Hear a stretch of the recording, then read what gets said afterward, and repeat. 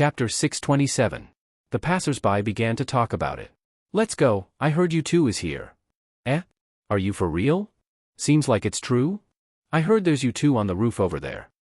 "Why is you two on the roof? Why would the boxing aristocrats appear on the lower level?" "Don't worry about it, let's go and take a look, I haven't seen a boxing aristocrat yet." Wait for me." "Me too, wait a minute, let's go together." Then, the passers-by began to move in a certain direction, probably to see the legendary Tuesday. Wuming and Ren did not move, because the two of them had completely heard the passers-by's conversation and were stunned on the spot. Wuming and Ren looked at each other and nodded. This so-called U2, if Wuming and Ren guessed correctly, should be Black Rabbit. "I always feel like 16th Night and the others have done something troublesome again." Ren laughed dryly and complained. "Sigh?" Wuming sighed as well. It turned out that he and Ren were thinking the same thing. Although Wuming had been holed up in the library for a while, Wuming did not really become a shut-in. Wuming still knew some news about the outside world. Wuming still knew about things like, the competition venue was destroyed by a blonde man, the short-haired girl who was loved by animals and caused an animal version of the ghost parade, the girl with long, straight black hair caused a ruckus because someone spoke rudely to her. Wuming was worried that these three problem children would cause trouble, so after Black Rabbit chose to follow, he let Letitia follow as well. Letitia, who had recovered her strength, and Black Rabbit, who was not weak, should be able to keep these three problem children in check. In the end, Wuming still underestimated the ability of these problem children to cause trouble. "I'll go take a look first, Ren, you can catch up later." "Eh?" Ren was stunned. However, Wuming didn't give Ren time to react. After he finished speaking, Wuming jumped and left Ren's side, heading towards the place where the crowd gathered. "Eh? Wait a minute, Mr. Villo." However, Wuming had already arrived at the back of a crowd that had gathered inexplicably. Wuming raised his head and looked at the people on the two tall buildings in front of him. Reversing 16 Knights and Black Rabbit each occupied a tall building. They looked at each other as if they were two peerless experts. Sure enough, it's 16 Knights again. Wuming shook his head helplessly. Wuming guessed that it was 16 Knights in reverse. Among the three problem children, 16 Knights was the most difficult to deal with and also had the highest attribute of a problem child. However, at least now he couldn't see Jiufei Niao, Haruai Buyao, and Letitia's figures. The two who wanted to cause trouble were probably subdued by Letitia. What the hell is going on? Wasn't everything fine when I came here? Wuming already felt the horror of a problem child. Although Wuming was half a problem child, at least Wuming wouldn't cause trouble in the place where the ceremony was about to be held. At this time, Wuming sensed Letitia's location. At this moment, Letitia was very close to Wuming. After becoming Wuming's dependent, she was like a radar. Wuming could sense her location at any time. Since he already sensed Letitia's location, then he should go and take a look. At least I need to know what happened to make this happen. With this mentality, Wuming waved one hand, and the dark purple ripple swallowed Wuming like a giant mouth. This made the passers-by who accidentally saw it scared out of their wits. They couldn't even watch the fun and quickly left. In an alley where Black Rabbit and Reverse 16 Knights could be seen confronting each other, Letitia helplessly looked at Reverse 16 Knights and Black Rabbit who were standing on the roof. She then turned her head to look at the two people behind her. Of course, they were two of the three problem children, Jiufei Niao and Haruai Buyao. At this moment, the two of them were tied with a thin black string. Although the string was thin, Haruai Buyao tried to break free with the strength of an elephant, and the string was undamaged. Haruai Buyao's life catalog not only had the ability to communicate with animals, but also the ability to obtain the abilities of these animals, beasts, and beasts. For example, 2 days ago, it was said that Haruai Buyao participated in White Yiksha's gift competition and became friends with a griffin. He successfully obtained the ability to walk on air. It had to be said that this was an interesting gift. It was worthy of being called the highest grade of human gift. Wuming was also classified as a divine beast. If Haruai Buyao could obtain a part of Wuming's power, then it would be a huge gain. Not to mention being a tyrant in the Hakata world, Haruai Buyao could be considered an invincible existence in the middle and lower levels.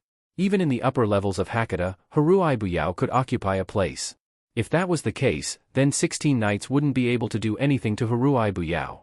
However, it wouldn't be that easy to obtain abilities from Wuming. As for how to do it, no one knew. Back to the main topic, Letitia looked at Jiufei Niao and Haruai Buyao and began to criticize and educate them. Can't you three problem children be more honest? Even if you don't think for the benevolent master, you should think for Black Rabbit. Look at how angry Black Rabbit was just now. Letitia puffed up her cheeks and was quite angry. However, in the eyes of others, it was more cute than angry. Okay, we were wrong. As the saying goes, people under the eaves have to bow their heads. Jiu Feiniao and Haruai Buyao obediently bowed their heads and admitted their mistakes. Then Haruai Buyao and Jiu Feiniao began to chat. I didn't expect Letitia to be so strong, Haruai Buyao said with jealousy. Why? Because she was caught in an instant. That's right. We didn't see anyone, but this black rope caught the two of us in an instant. If it wasn't for 16 knights being smart, we would have been caught too. Jiu Feiniao looked angrily at the black rope that tied her up like a shadow. Although I lost my divine spark, becoming the master's dependent has greatly increased my power. I'm not any weaker than when I had my divine spark. In fact, I'm even slightly stronger. It's more than enough to catch the two of you. Letitia looked as if she was proud of being Wu Ming's dependent, with a smile on her small face. Tisk X2, it's useless. The master is already here. You disobedient problem children, I'll let the master deal with you later. Letitia smiled at the two of them. Humph.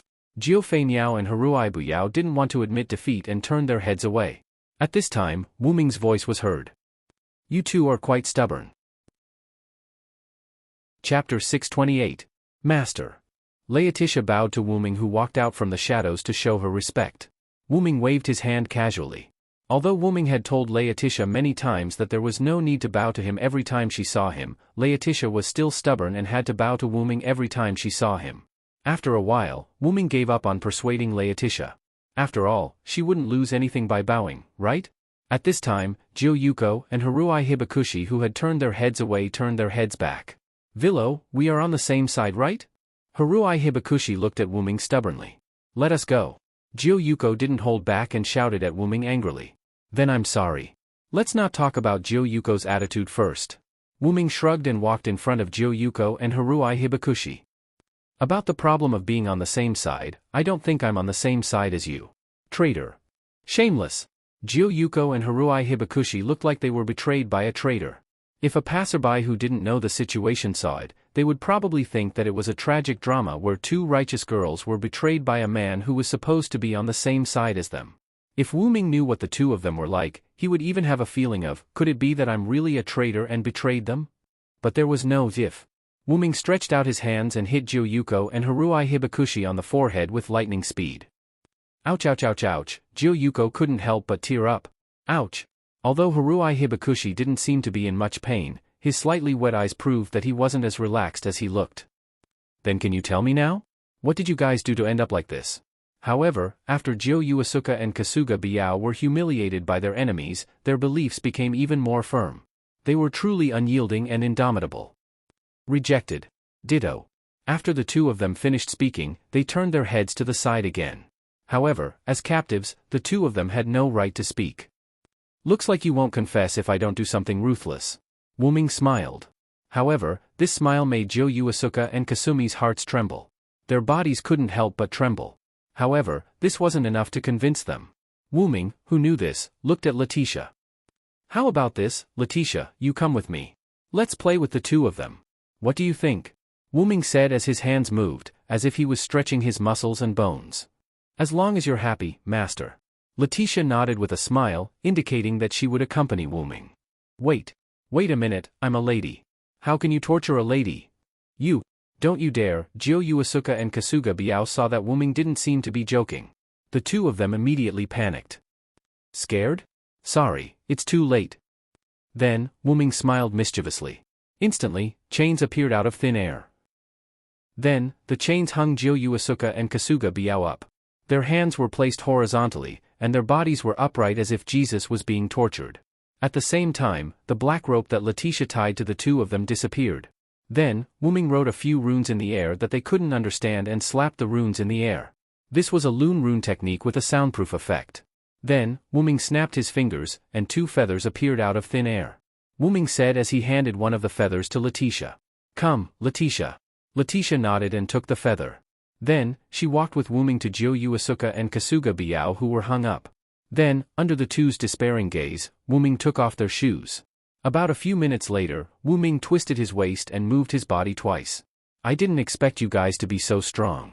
Wu Ming looked at Jiu Yuasuka and Kasuga Biao, who had taken off their shoes. Their clothes were drenched in sweat, and they were panting as if they had just run a few thousand meters. There was also Sanmao Cat who wanted to hug Wuming's leg to show her loyalty to her master. In the end, she was hung up by Wuming's pseudo-heavenly lock. We won't submit, no. That's right, although the two said so, the exhaustion in their eyes and bodies told them that they couldn't go on anymore. Forget it, I'm not playing anymore. Wuming threw away the feather and looked at Letitia, who also threw the feather to the ground. Tell me what's going on, Letitia. Jiu Yuasuke and Kasuga Biao froze. That's right, Letitia knows what happened. Why didn't you ask her earlier? But Wuming kindly explained to the two. Wouldn't that be boring? Then, Jiu Yuasuke and Kasuga Biao glared at Wuming with murderous eyes. But Wuming just shrugged happily. Letitia sighed helplessly. That's the punishment for this mess. Letitia looked at Jiu Yuasuke and Kasuga Biao with pity. Then, Letitia told Wuming the whole story. When the three problem children left the Thousand Eyes branch to go shopping, Ryu Yuasuke and Letitia followed them. Perhaps it was because of the supervisor, the three problem children were quite well behaved in the beginning and didn't cause any trouble. But problem children were still problem children. After shopping for a while, the three problem children began to rely on the people in the downtown area to play hide and seek with Ryu Yuasuke and Letitia.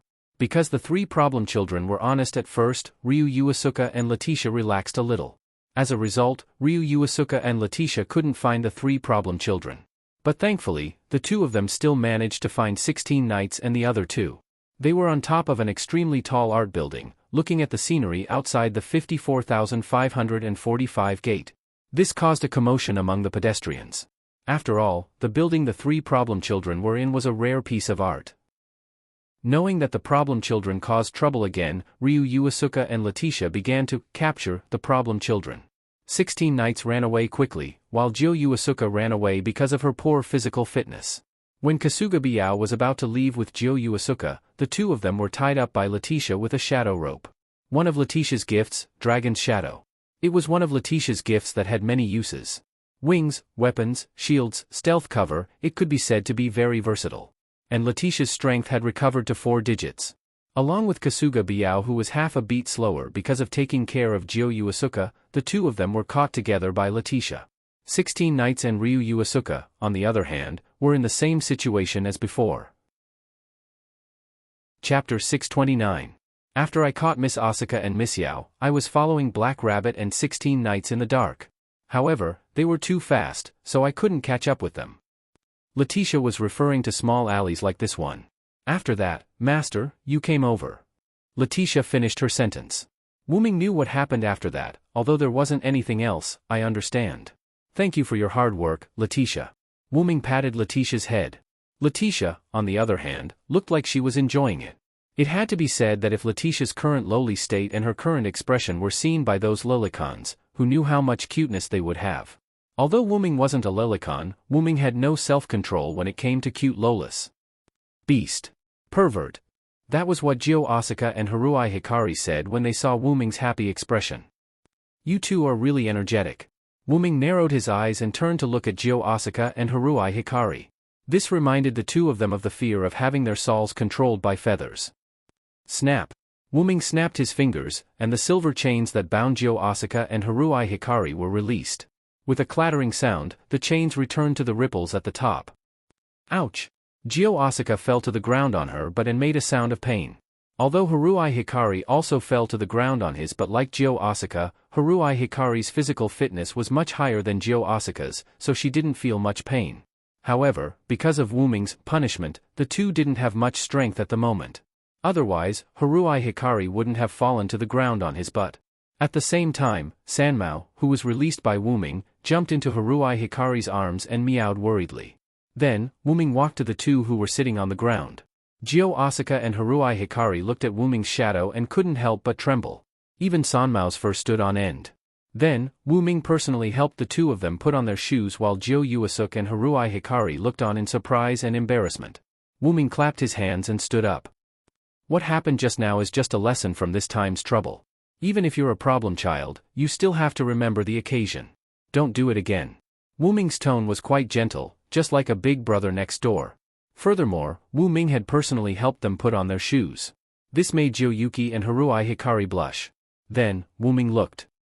Letitia, look after them. I'll go check on 16th Knights and Black Rabbit. Yes, master. After Letitia nodded, Wuming waved his hand. A dark purple ripple appeared and engulfed Wuming. After watching Wuming leave, Letitia walked to Jio Asuka and Haruai Hikari and stretched out her hands. The ground is cold. Get up, you two. Although Jio Asuka and Haruai Hikari wanted to get up by themselves, they didn't have much strength left because of Wuming and Letitia's antics. Jio Asuka and Haruai Hikari had no choice but to hold Letitia's hand and stand up. How is it? Master is very gentle, right? Letitia's sudden words made Jio Asuka and Haruai Hikari, who were patting the dust off themselves, blush. They recalled the scene where Wuming helped them put on their shoes. He's just a lecher. That guy treated me like that. Even if it's a punishment, I'll remember it. Jio Asuka glared at Letitia. Letitia had also attacked her just now. Jio Asuka remembered it clearly. Unforgivable. Haruai Hikari hugged Sanmao, who was already out of breath, with a face full of displeasure. However, their reactions were seen as shyness in Letitia's eyes. It could only be said that giving carrots with carrots was very effective, wasn't it? Let's go, Haruai Hikari, Jio Asuka said politely to Haruai Hikari. After Haruai Hikari nodded, Jio Asuka and Haruai Hikari looked like they were about to leave. What? You two still want to run? Aren't you afraid of Master's punishment? Letitia looked at the two with a smile. The two trembled. They definitely didn't want to go through that kind of hell again. However, Jio Asuka thought about it again and smiled at Letitia. Villo only asked you to watch over us. He didn't say that we can't leave, Letitia. Jio Asuka called Letitia intimately. Although it was a play on words, Letitia knew that Jio Asuka and Haruai Hikari wouldn't cause any more trouble. Moreover, with her around, they wouldn't be able to cause any trouble. If that's the case, then fine. Just like that, Letitia followed Jio Asuka and Haruai Hikari in the opposite direction of 16 Knights and Black Rabbit. Jio Asuka and Haruai Hikari really wanted to have a good time shopping. After all, if they were interrupted in the middle of shopping, it would be very unpleasant. While Letitia, Jio Asuka, and Haruai Hikari were shopping, at the tall building where 16 Knights and Black Rabbit were before, a dark purple ripple appeared on one of the tall buildings, and Wuming appeared from it. Why was it where they were before? It was because the two of them were no longer there. Seems like I was having too much fun with Jio Asuka and Hikari. Where did 16 Knights and Black Rabbit go? Wuming scratched his head. Dong! Suddenly, a loud sound was heard from somewhere not far away. Wuming turned around and saw that the top of a clock tower had broken for some unknown reason, and the big bell on the clock tower had fallen along with it. With his excellent eyesight, Wuming saw 16 Knights and Black Rabbit falling along with the top of the clock tower. Needless to say, the clock tower's destruction must have been done by 16 Knights. The big bell, along with a large number of small and large stones, fell onto the street, causing panic among the onlookers on the street. It should be said that it was impossible not to panic because the stones were falling directly onto the crowd. The people below the clock tower started to panic as they scurried in all directions. However, due to the height of the clock tower and the fact that the residents of the box court world were people who could easily accept sudden surprises, it only took a few seconds for the crowd to escape. Evacuate. However, if the stones and the top of the clock tower were allowed to fall, even if it did not cause any casualties, it would definitely cause damage to the street. Geez, always giving people trouble. Wuming shook his head helplessly. Immediately after, the falling bell tower and stones seemed to have been frozen in midair. Chapter 630.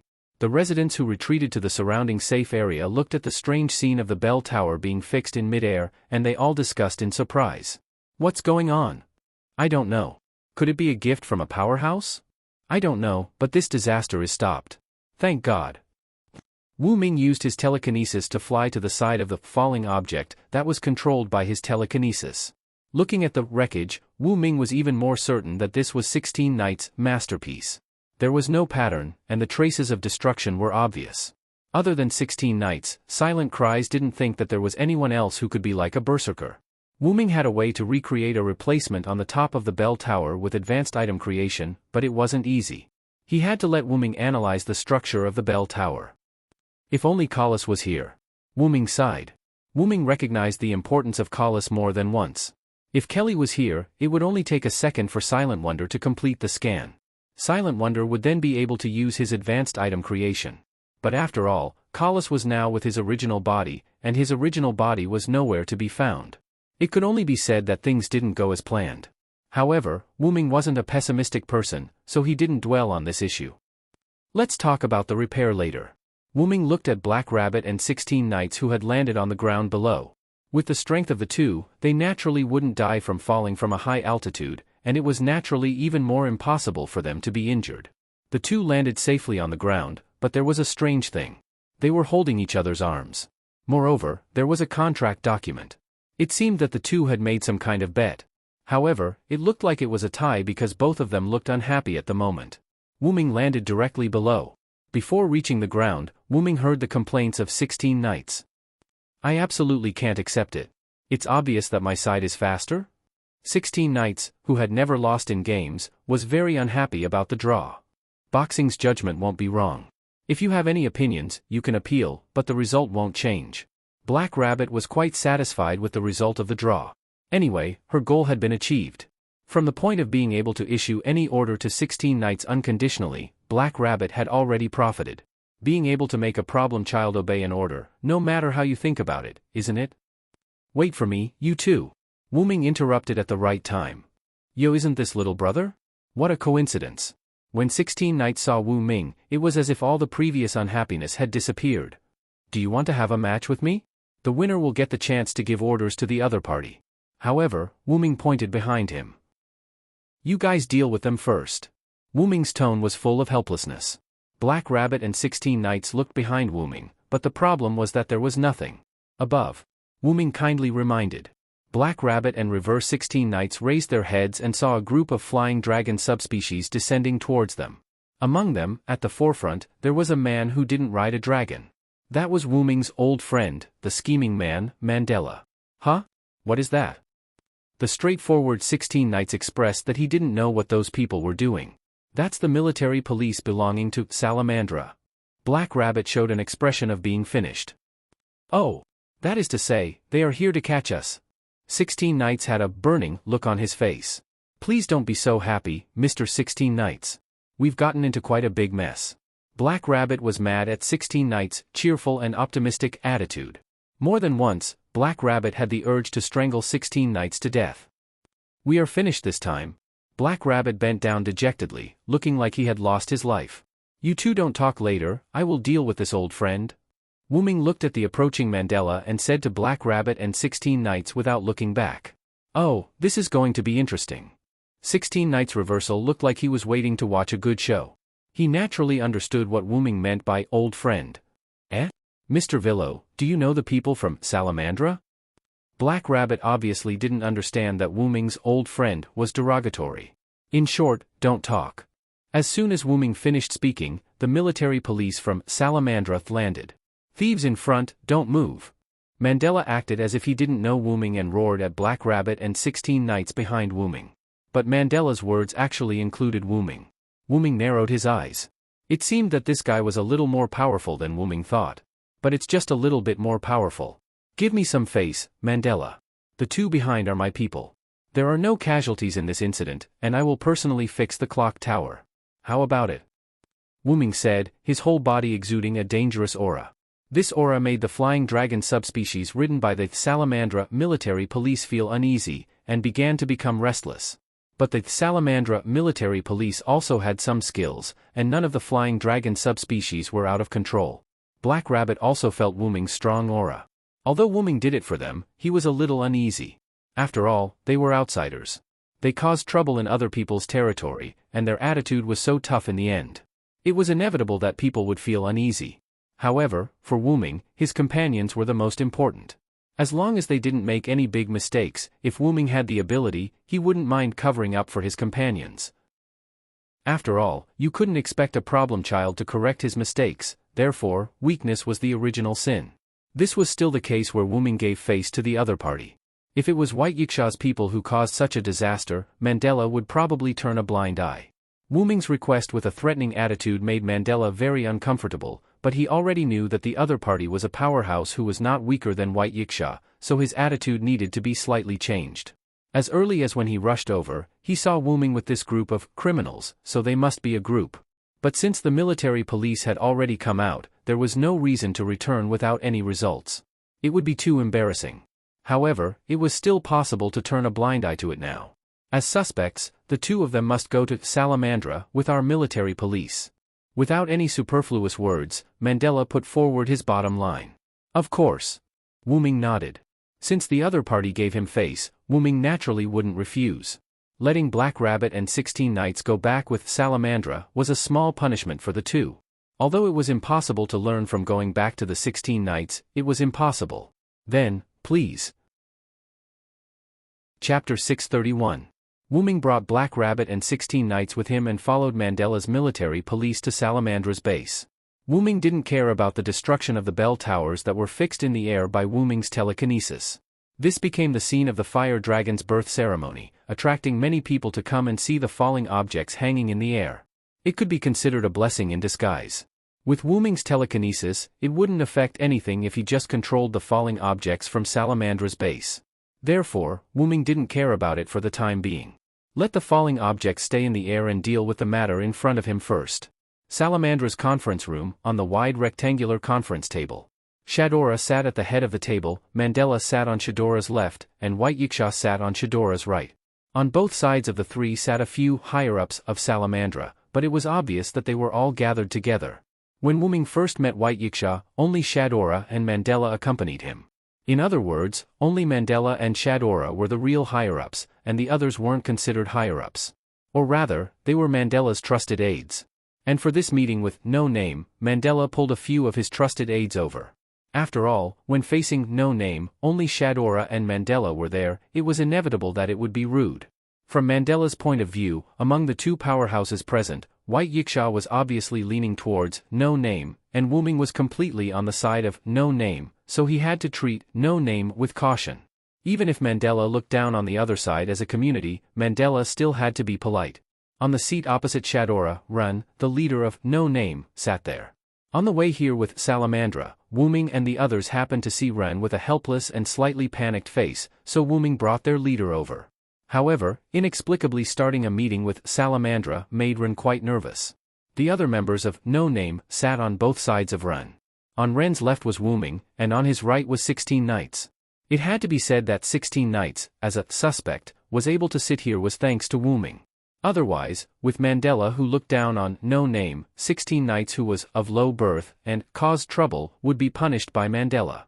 Although Mandela would probably be taught a lesson by 16th Knight, immediately, on 16 Knights' right side sat Jio Yuasu and Sat.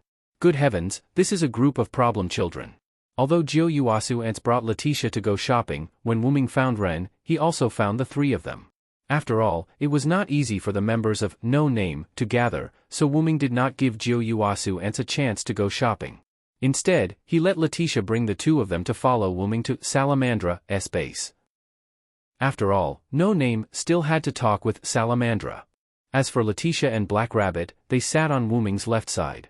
Although Black Rabbit and 16 Knights got into trouble together, but with the name of Hakata nobility, even Mandela did not want to pursue the responsibility of Black Rabbit as a Moon Rabbit. It had to be said that the Hakata nobility, the Moon Rabbit race was really a jack of all trades in the Hakata world. No matter who it was, they would have respect for the Moon Rabbit race. Therefore, even if Black Rabbit was a member of No Name, Salamandra still easily forgave her. Finally, there was Letitia. Although Letitia considered herself as Wu-Ming's maid in No Name, but to outsiders, no one would think of Letitia as a maid. If a tiger was full, it would not hurt you, but would you really dare to sleep next to a tiger? You would be scared to death. This analogy was very apt for Letitia. Even if Letitia was a maid, they would only think that it was the bad taste of the owner who owned Letitia. They would not dare to really see Letitia as a maid. Let's not talk about ordering her around.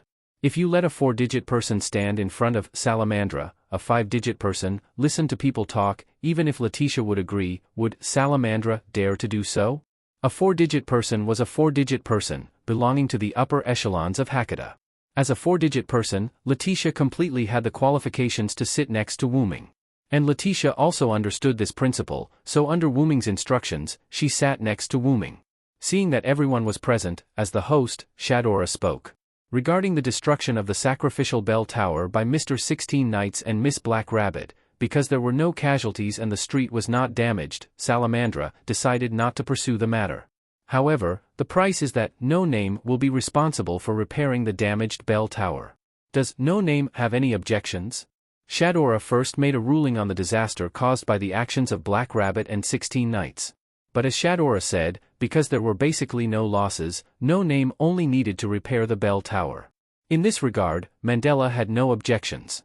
After all, even if he didn't give face to No Name, he had to give face to White Yiksha and Wu Ming, right?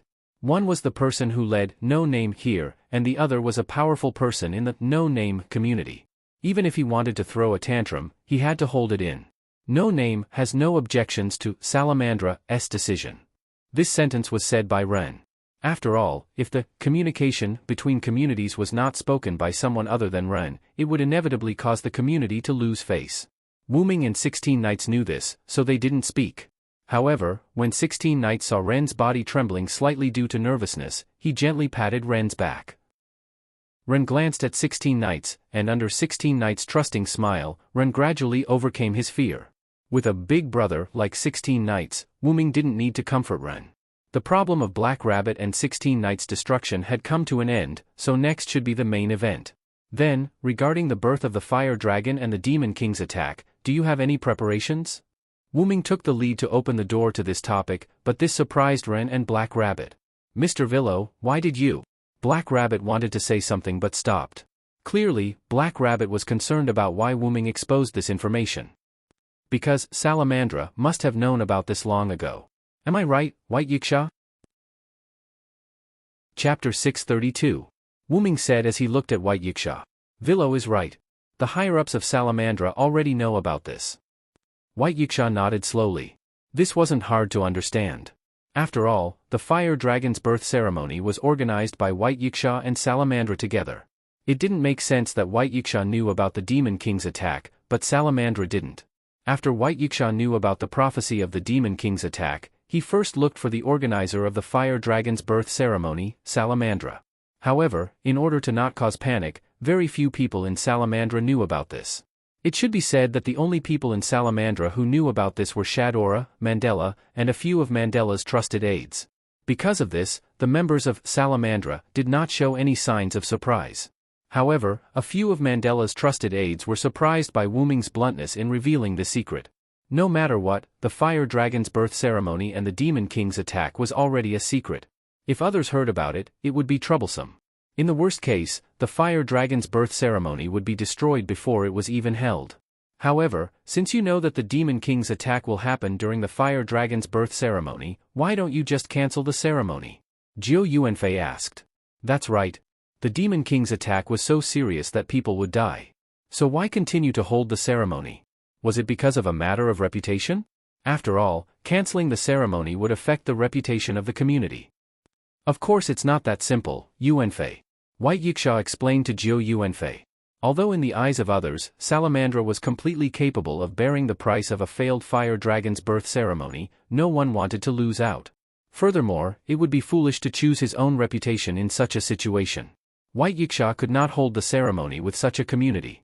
If that was the case, White Yiksha would have left long ago. However, White Yiksha's words made everyone feel awkward. Although canceling the ceremony is the wisest choice under such circumstances, the reason why Salamandra didn't cancel the ceremony is really related to its reputation. White Yiksha's words stunned No Name, including Wu Ming and 16 Knights. They really didn't think that it was really a matter of reputation this time. Then, Wu Ming looked at White Yiksha, who was looking at them with mischievous interest. In other words, Salamandra cannot be cancelled, or rather, it cannot be cancelled. We must continue with this ceremony, Wu Ming suddenly said. If I'm not wrong, the reason why it can't be cancelled should be related to the name of the Fire Dragon birth ceremony. At this moment, 16th Knights reacted in time and followed Wu Ming's words. That's right. The Fire Dragon birth ceremony is a celebration for Shadora's birth, so it can't be cancelled. Mandela nodded. However, Black Rabbit and the others couldn't understand Mandela's words. It was a rare celebration to commemorate Shadora's birth. Couldn't it be cancelled? Shadora wasn't some super powerful or super famous big shot? If only it was really a ceremony for Shadora's birth. Wu Ming shook his head. White Yiksha spoke again. Shadora inherited the position of the leader of the Salamandra community and also inherited the position of the North District Stratum ruler. Stratum ruler? This shocked Black Rabbit, Ren, Jiu Yuasuka, and Kasumi. Could it be that Shadora, who looked so young and weak, was a super strong being? After all, if she wasn't a powerhouse, she wouldn't be able to inherit the position of the Stratum ruler and protect the North District. The Stratum ruler in the North District isn't what you think it is. Wuming interrupted their shock. The Stratum ruler in the North District is a position inherited by many people. Basically, they are some regional Stratum rulers and outer sect Stratum rulers. How did Mr. Villo know? Black Rabbit was confused. Wuming was clearly acting like an otaku during this period. How could he know more than a local like her? The underground library of No Name recorded that the Stratum rulers in the North District have always been like this. This made everyone understand once again that knowledge was power. Mr. Villo is right. In order to help Shadora consolidate her position as one of the Stratum rulers, this fire dragon birth ceremony must continue. It can't be stopped, White Yiksha added. It's because the other Stratum rulers in the North District aren't willing to help this little girl hold the fire dragon birth ceremony together. That's why we were invited by Salamandra to hold the fire dragon birth ceremony together. Although it sounded a little cruel, it seemed to be a matter of course. An 11-year-old girl who hadn't even reached adulthood yet sat directly in the seat that the upper class had spent a lot of effort to sit in. Anyone would feel that it was unfair. Moreover, because of the harsh environment in the North District, the other Stratum rulers in the North District were people who wouldn't wake up early if there were no benefits. Therefore, they directly rejected Shadora's invitation. That was something that couldn't be helped. Of course, the so-called wouldn't wake up early if there were no benefits was only compared to the East District. It wasn't that bad. It was just a little evil compared to the East District. After all, if there were so many kind-hearted people, the Stratum rulers wouldn't have been able to develop to their current level in the North District. And they wouldn't have been able to discover that the Stratum rulers wouldn't be able to become Stratum rulers because they didn't have any backing. It was impossible for them to become Stratum rulers with their own strength. It could only be said that the strong preyed on the weak. Just like Mandela. Although he was quite ruthless to others, he still loved his Stratum rulers. Just like how he treated No Name. Because continuing to form an alliance with a nameless Stratum ruler would damage his reputation, he directly kicked No Name away. This was the law of the jungle. No Name was weak and wasn't qualified to be their ally. So, out of good intentions, White Yiksha organized the festival with the people from the North District. After all, due to the distance, cross-district cooperation festivals weren't common. Therefore, they were puzzled when they learned that White Yiksha was holding a festival with the people from the North District. Now, everyone understood why White Yiksha would suddenly cross districts to hold a festival with people from other districts. You're really a good person, White Yiksha. 16 Knights praised White Yiksha with a laugh. However, the praise of a problematic child made White Yiksha's hair stand on end. Then, White Yiksha continued the topic. Since Salamandra can't cancel the festival, we can only find another way. If retreat doesn't work, then we'll fight head-on. This was what White Yiksha meant. Chapter 633. In other words, you've chosen the path of dealing with the Demon King, right? 16 Knights said casually as he leaned back in his seat. But, that's a Demon King. Black Rabbit seemed to recall what happened to No Name 3 years ago, and his face darkened. Isn't that simple? If a Demon King attacks and doesn't choose to retreat, then just find a powerhouse who can definitely kill the Demon King. Wuming's tone was also quite casual. And coincidentally, White Yiksha, the ruler of the East District's hierarchy who organized the Fire Dragon's birth ceremony with Salamandra, is such a powerhouse. Am I right, White Yiksha? With that, Wuming looked at White Yiksha. That's right. White Yiksha suddenly opened his fan and made a classic White Yiksha pose of covering the lower half of his face with his fan. Because Lord White Yiksha is known to be the strongest among the lower ranks, so with Lord White Yiksha in charge, we, Salamandra, are very assured. Shadora continued White Yiksha's words. Hearing Shadora's words, White Yiksha seemed to be quite proud, with a proud smile on his face, and puffed out his chest. But the lowly was still a lowly, without a chest, therefore, it was precisely because Salamandra knew the strength of his ally, White Yiksha, that it was impossible for a Demon King to be able to defeat White Yiksha. Therefore, after Salamandra learned of this news, he did not cancel the Fire Dragon's birth ceremony.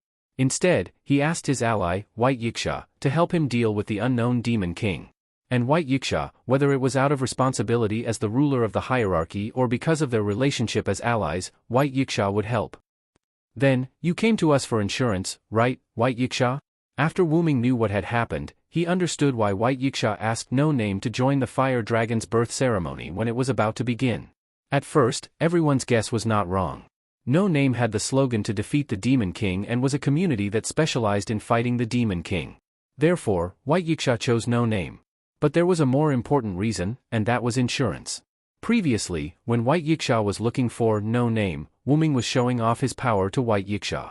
He said, "When you come into contact with the Demon King, that Demon King will be defeated by us, the ruler of the strongest class." He had said something to White Wuxia. Since they dared to attack the ceremony despite knowing that you were there, they must have a way to deal with you. You must have thought of this, which is why you came to us, right? Wuming repeated. Of course. I am confident, but I am not conceited. The situation you speak of is naturally within my consideration. White Wuxia revealed a hint of pride. This made Ren, Black Rabbit, and Shadora, who were more gullible, look at White Wuxia with admiration. This made Wuming smile helplessly. She didn't know if it was because of her current lowly state, but Bayasha was a little childish. Actually, I didn't have much hope for No Name. At this moment, Mandela suddenly spoke and attracted everyone's attention. But since No Name has someone like Sir Villo, it's naturally not a problem to be invited by White Wuxia-sama. After personally witnessing Wuming's power, Mandela respected Wuming. As a member of the Northern District, he didn't have the slightest resistance to the weak respecting the strong, even if Wuming was someone he offended and taught a lesson to. However, Mandela's words made the 3 problem children, 16 Knights, Flying Bird, and Yao, unhappy. He said it as if they only needed Wuming and didn't need anyone else. How could the extremely conceited 3 problem children calm down? In other words, you think that No Name completely relies on Villo? Juyu and Flying Bird crossed her arms and looked at Mandela. Although Villo's contribution to No Name is not small, we are not weak, Haruai Hiroyuki said with a frown.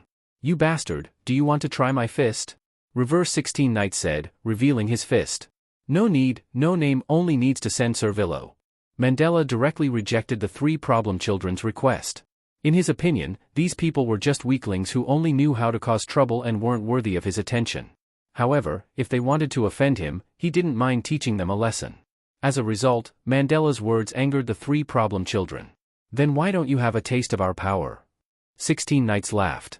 After 16 Knights finished speaking, Haruai Hiroyuki, who was already prepared, stepped on the air and instantly rushed towards Mandela. Mandela, who was already prepared, pulled out the sword at his waist and prepared to meet the opponent's attack. Suddenly, a spell was chanted, and Mandela felt that he couldn't move. Stop for me. Juyu and Flying Bird's eyes were like an eagle's as she stared at Mandela. Fortunately, this power only lasted for a second before it disappeared. Mandela thought that he had broken free, but in fact, it was just Juyu and Flying Bird cancelling her control over Mandela. After learning about her gift, Juyu and Flying Bird's ability improved greatly in just one night as if she had an epiphany, and 1 second was enough for her to control Mandela. This was because 1 second was enough for Haruai Hiroyuki to achieve his goal. Bang!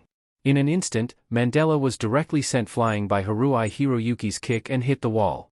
Haruai Hiroyuki did a somersault in the air and stood gracefully on the table. What? This shocked Shadora and the higher-ups of Salamandra, who were Mandela's confidants. Smoke and dust filled Mandela's body as he struggled to stand up and looked at Haruai Hiroyuki with some anger. No Name! Mandela roared. Then, Mandela's pupils began to dilate involuntarily because 16 Knights had already rushed in front of him and raised his ordinary fist. However, this ordinary fist gave Mandela a sense of danger and even death, which was why Mandela's pupils shrank. That's enough, boy. Suddenly, Byakuya spoke, and 16 Knights' fist stopped in front of Mandela. Boom! This was the sound of the impact caused by 16 Knights' fist. Although it stopped in time, the strong airflow still hit Mandela's hair and clothes, making rustling sounds. Then, the wall behind Mandela collapsed. Rumble. Chapter 634. Half and Half. White Wuxia waved the fan in front of him. It's embarrassing for me to participate in the event in the North District alone. It's not a bad idea to find some people. Also, as Villo said, if the other party has a way to restrain me, then Villo's role will be revealed. After White Wuxia finished speaking, everyone fell into deep thought. Especially Black Rabbit and Ren, their gazes towards Wu Ming were already filled with reverence. No matter where the strong were, they would be admired by others. Whether it was Wu Ming's intelligence that was comparable to or even surpassed 16 Knights, his extremely powerful strength, the various treasures and items that he constantly took out, and the ability to freely travel between worlds, Ren and Black Rabbit already knew that Wu Ming was a very strong person based on these 4 aspects. Not to mention, White Yiksha had vaguely placed Wuming on the same level as her. Also, through the verbal exchange with White Yiksha, they could see that Wuming's strength was not weaker than White Yiksha's. As for being stronger than White Yiksha, the two of them did not dare to think about it. As expected, little brother, you and this kimono loli are both super strong. 16 Knights laughed unrestrainedly. Why did 16 Knights, who like to fight against the strong, endure so many times? Because his instinct told him that whether it was White Yiksha or Wuming, they were not people he could match now. 16 Knights was not afraid of failure, but he liked to save the best dishes for last. Therefore, 16 Knights was not in a hurry to fight Wuming and White Yiksha. However, White Yiksha was slightly impatient. Enough idle chatter. Are you going to the Fire Dragon's birth ceremony in the North District? Give me an answer. White Yiksha folded the paper fan and slapped his thigh. Yes, of course. Why wouldn't I go? 16 Knights, an activist, immediately gave an answer. Wait, Mr. 16 Knights. Black Rabbit frowned and looked at 16 Knights. They were going to face the Demon King. Was it really okay to agree so hastily? Even if there were two strong people here, White Yiksha and Villo, they would not be able to answer so quickly. At this moment, Ren, who was beside Black Rabbit, shook his head at Black Rabbit. Forget it, Black Rabbit, let's do as 16th Knight says. Eh? Even young Master Ren? Black Rabbit was shocked. After all, we are a community whose slogan is to defeat the Demon King. Besides, we have Villo, 16 Knights, and the others. I believe that nothing will happen. Ren looked excited. Moreover, the Fire Dragon birth ceremony is a ceremony jointly held by the North and East districts. There will definitely be many gift competitions with rich prizes. Now is the time for No Name to develop. If we can win those gift competitions, we will be able to obtain a large number of gifts. This will be of great help to the development of the community. After hearing Ren's words, Wuming and 16 Knights couldn't help but glance at Ren twice. As the leader of the community, Ren was already starting to look like one. Indeed. Don't forget that for Flying Bird's gift to be effective, it needs a lot of gifts as support. Moreover, if we can find a high-level gift that is suitable for Flying Bird to use, then we can solve the problem of Flying Bird's gift. Letitia also mentioned the benefits of participating in the Fire Dragon birth ceremony. That's right. Taking advantage of this great ceremony, I must solve the problem of my gift. Jiuyu and Flying Bird had an expression that said, if I don't go to hell, who will? Immediately after, Ren's face showed that he couldn't bear it and spoke again. Actually, I don't want anyone to be like our community and have their name, flag, and companions taken away. Therefore, in summary, please forgive me as the leader for being willful, Black Rabbit. Hearing Ren's heartfelt words, Black Rabbit's worried heart was relieved. Really, young Master Ren has also grown. Black Rabbit couldn't help but feel happy for the growth of the community leader. That's why, you rabbit. Suddenly, Wuming's voice came from behind Black Rabbit. Immediately after, the Black Rabbit felt its ears being grabbed by two hands. Why?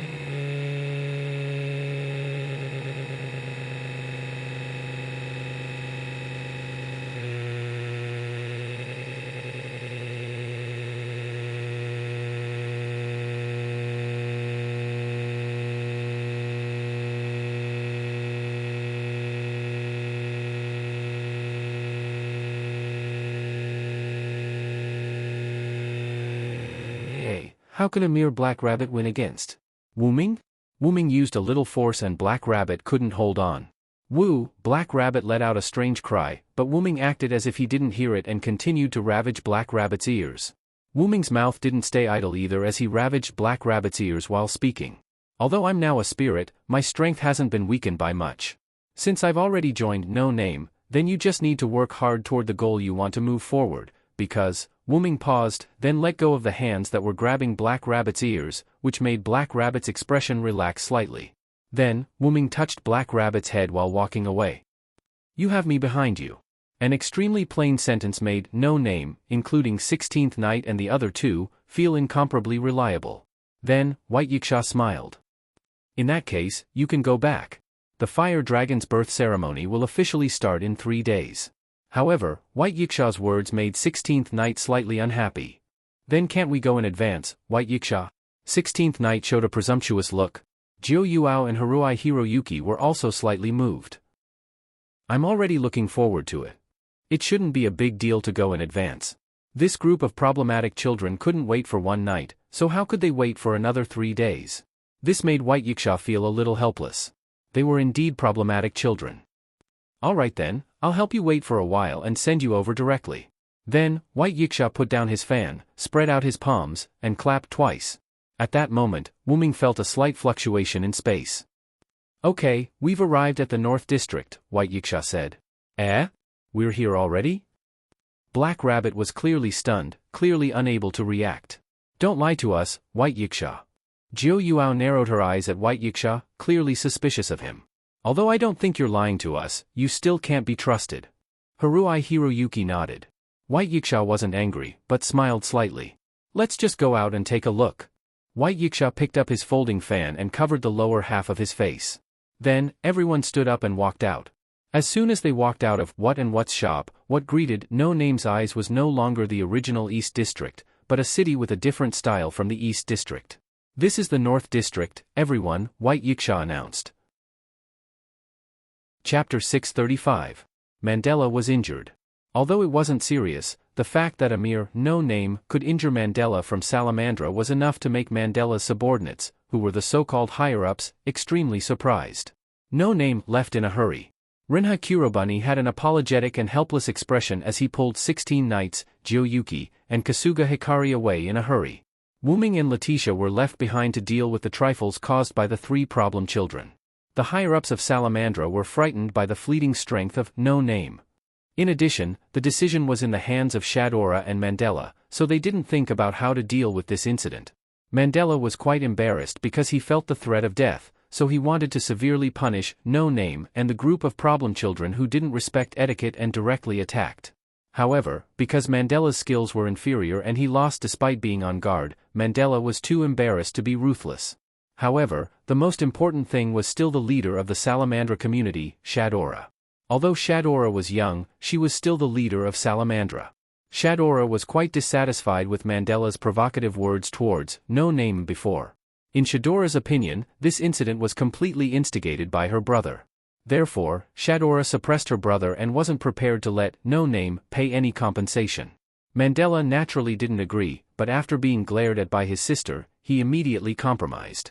However, Wuming, who was left behind to deal with the mess caused by the three problem children and clean up their mess, was a little embarrassed. After all, when 16 knights and the others attacked Mandela, Shadora and the other members of Salamandra didn't react in time.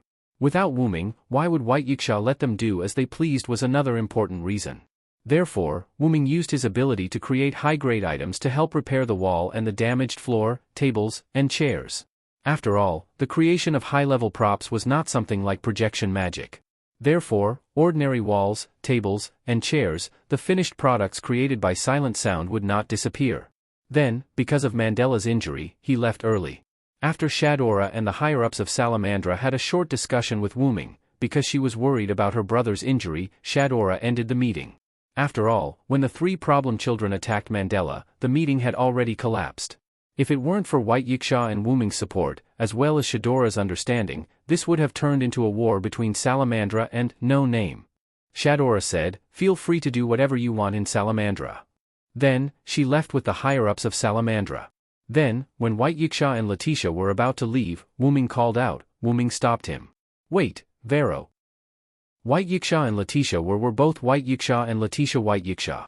Wuming, who sat down, looked at White Yiksha who was sitting leisurely on her chair. "What's wrong, White Yiksha? Is there anything else? I just want to tell you that although Mandela looks like a villain, he is very considerate of Shadora and Salamandra." So, White Yiksha didn't finish, but Wuming understood what she meant. White Yiksha didn't expect Wuming to let go of his prejudices, but at the very least, he shouldn't delay dealing with the Demon King because of Mandela. After all, the Demon King was a disaster to the entire 54545 outer sect. Death was considered light. Although White Yiksha had previously said that the Demon King would soon be defeated by him, White Yiksha was still very worried. Even if Wuming and No Name were here, she was still worried. White Yiksha had a strong love for the people of the lower class, just like how she loved her own people. She didn't want anyone to be sacrificed. "Don't worry, I'm not that childish." Wuming laughed because of White Yiksha's words. "I will pay more attention to the people at this fire dragon's birth ceremony. I will definitely not let anything happen to them. You just wait for the Demon King to attack and deal with the Demon King, White Yiksha." Wuming smiled encouragingly, then stood up and walked toward the door. Letitia followed Wu Ming to the door. The moment Wu Ming went out, Letitia turned her head. Master will definitely be fine, Lord White Yiksha. Letitia bowed slightly to White Yiksha, then left the room and closed the door. Really, your confidence makes me feel a little hot-blooded. White Yiksha said as if she had a headache, but the curve of her mouth proved that she was calm at the moment. Wu Ming and Letitia quickly walked out of Salamandra's door. Then, he realized that the rest of No Name were sitting in a small shop near Salamandra's base. Black Rabbit, who had been paying attention to Salamandra's door, smiled when she saw Wu Ming and Letitia come out. She waved at Wu Ming. The others also noticed Wu Ming and Letitia's figures. Without a doubt, they were waiting for Wu Ming. Why are you waiting for me? Wu Ming smiled helplessly and walked into the small shop. After all, it's already very late. Everyone discussed that we should find a hotel together after you and Letitia come out, said Ren, who was the leader. But it's basically impossible to find one, 16 Knights said casually as if he was trying to ruin the scene. Then, he was fiercely glared at by Black Rabbit. However, 16 Knights ignored her and continued to do as he pleased. But 16 Knights is right. With such a lively festival, I'm afraid the hotel is already full. Letitia, who was standing behind Wu Ming, supported 16 Knights' words. As an old senior, Letitia knew a lot about how to deal with people. It wasn't strange that such a festival would cause the hotel to be full. However, this made Ren's expression difficult. Originally, they were brought here by White Yiksha to work together with Salamandra. In theory, they should have asked White Yiksha to make arrangements for them, or just stay in Salamandra. However, because of the impulsiveness of the three problem children, they were embarrassed to continue staying there. Really, Mr. 16 Knights, Miss Flying Bird, and Miss Yao, you are too impulsive. Black Rabbit, who had already taught the three problem children a lesson, spoke again and began to teach the three problem children a lesson. Yes, yes. Sorry. Yeah. However, the three problem children did not take Black Rabbit's lesson to heart. The three of you. Black Rabbit was angry again. In order to prevent Black Rabbit from crying again because of the three problem children, Wu Ming made a suggestion. Then, let's go back to No Name to stay. Chapter 636. Eastern District, 210-5380 Outer Gate, No Name, Base. The castle-like residence that belonged to No Name was sturdy and brand new. Next to it was a large pond filled with clean water. Around the house, there was a large area of cultivated land. One after another, stone golems like scarecrows stood guard at the edge of the cultivated land. In the backyard and inside the house, there were many golems with delicate bodies doing housework. Washing clothes, sweeping the floor, mopping the floor, these golems could do it all. The only thing that the golems couldn't do was cook, but under the careful command of Lily and the others, the golems were able to make good food. It had to be said that the golems summoned by Wu Ming's item were quite powerful. They were able to do such delicate work. On the large area of land outside the house, the children of No Name were commanding a large number of golems to do farm work. Wu Ming had already given the golem summoning item to Ren. With Wu Ming's help and improved the summoning item, Ren had successfully used his own gift to control the item and summoned golems given by Wu Ming. Ren had also given the command of the golems to every member of No Name, including the children. Because of the golems' meticulous work, this greatly reduced the burden on the children of No Name. Sir Villo's item is really convenient. That's right. I can sleep well every day now. That's right, and the golem's cooking is also not bad. Our community has finally begun to rise again. The children were chatting here and there. However, as the leader of the group, the little fox girl Lily had a serious expression on her face. Although the golems are useful, you can't rely on them too much. That will make you lazy. Also, not everything can be done by the golems. As the support team, we have to continue to work hard. Yes, it had to be said that as the children who survived the Demon King's attack and were still able to survive in No Name, they were all quite well behaved. At least compared to the problem children of No Name, the 100 or so children of No Name could be considered as angels. Well then, let's continue to work hard, Lily said with a smile and wagging her tail. Yes, and seeing that everyone was working hard, Lily decided to leave as well. She wanted to check on the progress of the magic puppets in the house and the backyard. Arriving at the door, Lily pushed open the door and walked in. However, when Lily walked in, she was stunned. Why is everyone here? Lily asked when she saw Wu Ming's group standing in the hall. Didn't everyone go to White Yiksha to understand the situation? Why did you suddenly come back? Lily then wagged her tail and fell into deep thought. I don't remember anyone coming back, ahem. Lily, it's actually like this. Wu Ming cleared his throat and began to explain. Without wasting too much time, Wu Ming gave Lily a brief account of what had happened. In other words, you went to the North District with Lord White Yiksha, Lily said enviously. Actually, I also want to go to the North District to take a look. Wu Ming, Black Rabbit, and the others didn't know whether to laugh or cry. But thinking about it, it was normal. After all, although Lily was a small leader, she was still a child. How could a child not be interested in playing? Okay, I'll bring you along when I go tomorrow.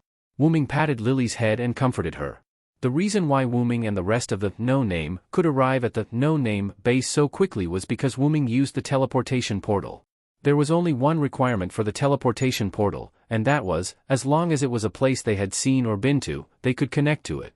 Therefore, even if the North District and the East District were quite far apart, with Wu Ming's bug-like skill, it could be said that it was not weak at all.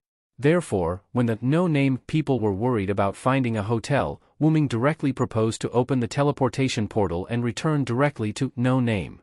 As a result, before Lily entered the house, Wu Ming and the others had already returned to No Name. And just now, when Wu Ming explained to Lily, he also said that they used the teleportation portal to return, so Lily was not surprised that Wu Ming said it was so easy. Then it's settled. Lily smiled happily. After that, everyone enjoyed dinner, took a bath, and went to rest. As for Wu Ming, he went to check the situation of the magic puppets. After all, Wu Ming had never used this item before. Although Wu Ming didn't think that there would be any problems with the item he made, it was still better to check it. After all, it was just to be safe. After checking that there were no problems, Wu Ming went to the library. This made Letitia a little helpless. Master, haven't you seen enough? She thought that this exploration of the Fire Dragon's birth festival would make her master obediently go to sleep, but in the end, there was still no change. Although I've read a lot of books in the No Name Underground Library, there are still a lot of books that I care about, so I'll take a look at them. This was what Wu Ming told Letitia. But as a maid, Letitia had to think about her master's health, so she had to let her master sleep. Even if her master was a monster who didn't sleep for a few years, she still had to do it. This was a very reasonable request that Letitia the maid, Letitia, put forward for her master's sake. Because of Letitia's strong advice, Wu Ming only read a little bit of books before simply going back to his room to sleep. After all, Wu Ming had basically finished reading the most important books. The rest of the books weren't the most important, but Wu Ming cared about the most, so there was no need to rush. At night in No Name, everyone fell asleep. Only the magic puppets that didn't sleep, their scarlet eyes flashed in the night, protecting No Name, this paradise that had finally regained its vitality. The next morning, everyone finished their breakfast and gathered in the No Name conference room. Wu Ming, Letitia, 16 Knights Reversal, Jiu Yuasuka, Haruai Hiroyuki, Ren, Lily, and Sanmao Cat, a total of 8 people and 1 cat, neatly finished their preparations. Lily, have you informed the other children of No Name? Wu Ming looked at Lily. Yes, I've already informed them. We'll leave No Name today and go to the North District. Lily nodded, her little tail wagging. She was obviously excited about going to the North District. Wu Ming nodded. Then, everyone, let's begin our trip to the North District again. After saying that, a dark purple portal swallowed everyone. In a moment, the conference room became empty. Chapter 637. North District, 54545 Outer Gate. Whether it was the people on the street or the people in the shops, they were all immersed in the joyous atmosphere brought about by the festival. They didn't notice that there was a dark purple ripple in a small alley somewhere. Suddenly, a foot stepped out of the dark purple ripple. Then, the owner of the foot completely came out of the ripple. He had black hair and red eyes. His face wasn't very handsome, but it was quite pleasing to the eye. Then, one person after another came out of the dark purple ripple. Have we already reached the North District? Among them, a young girl with fox ears and a fox tail spoke with an excited tone as she constantly looked around. That's right, we've already reached the North District. Lily can go shopping with Black Rabbit and the others. Wu Ming, who came out first, squatted down and touched Lily's little head. Villo-san, don't we need to continue the discussion with Salamandra? Black Rabbit's ears perked up. She was very confused. What the Black Rabbit said wasn't wrong. Yesterday, the discussion between No Name and Salamandra was interrupted by the 3 problematic children. Although Wu Ming and Letitia stayed behind, they were only there to deal with the trifling matters caused by the willfulness of the 3 problematic children.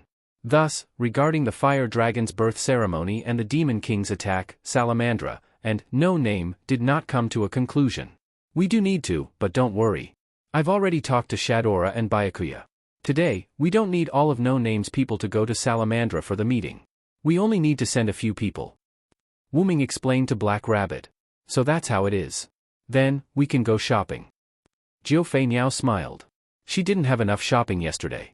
Otherwise, she wouldn't have continued shopping with Haruai and Letitia after leaving Wu-Ming's punishment area. You girls can go shopping today. Today, we boys will go to Salamandra to continue our discussion. We girls are going shopping? Black Rabbit seemed a little hesitant. However, whether it was Jiu Fei Niao, Haruai Hiroyuki, or even Lily, their eyes lit up. Then, Wu-Ming looked at the only two boys other than himself, Reverse 16 Knights and Ren Russell. As the leader of the community, I naturally have this obligation. Although Ren was a little nervous, he still took on the responsibility of being the leader. This is really troublesome. But if you want me to go shopping with a bunch of girls, please forgive me. Reverse 16 Knights showed a helpless expression. He also agreed to Wu-Ming's suggestion. After that, Wu-Ming suddenly looked at Letitia, who was following behind him. Letitia's there too, there's no need to follow us. Letitia was stunned. But, this is Master's first order. Go shopping with Black Rabbit and the others.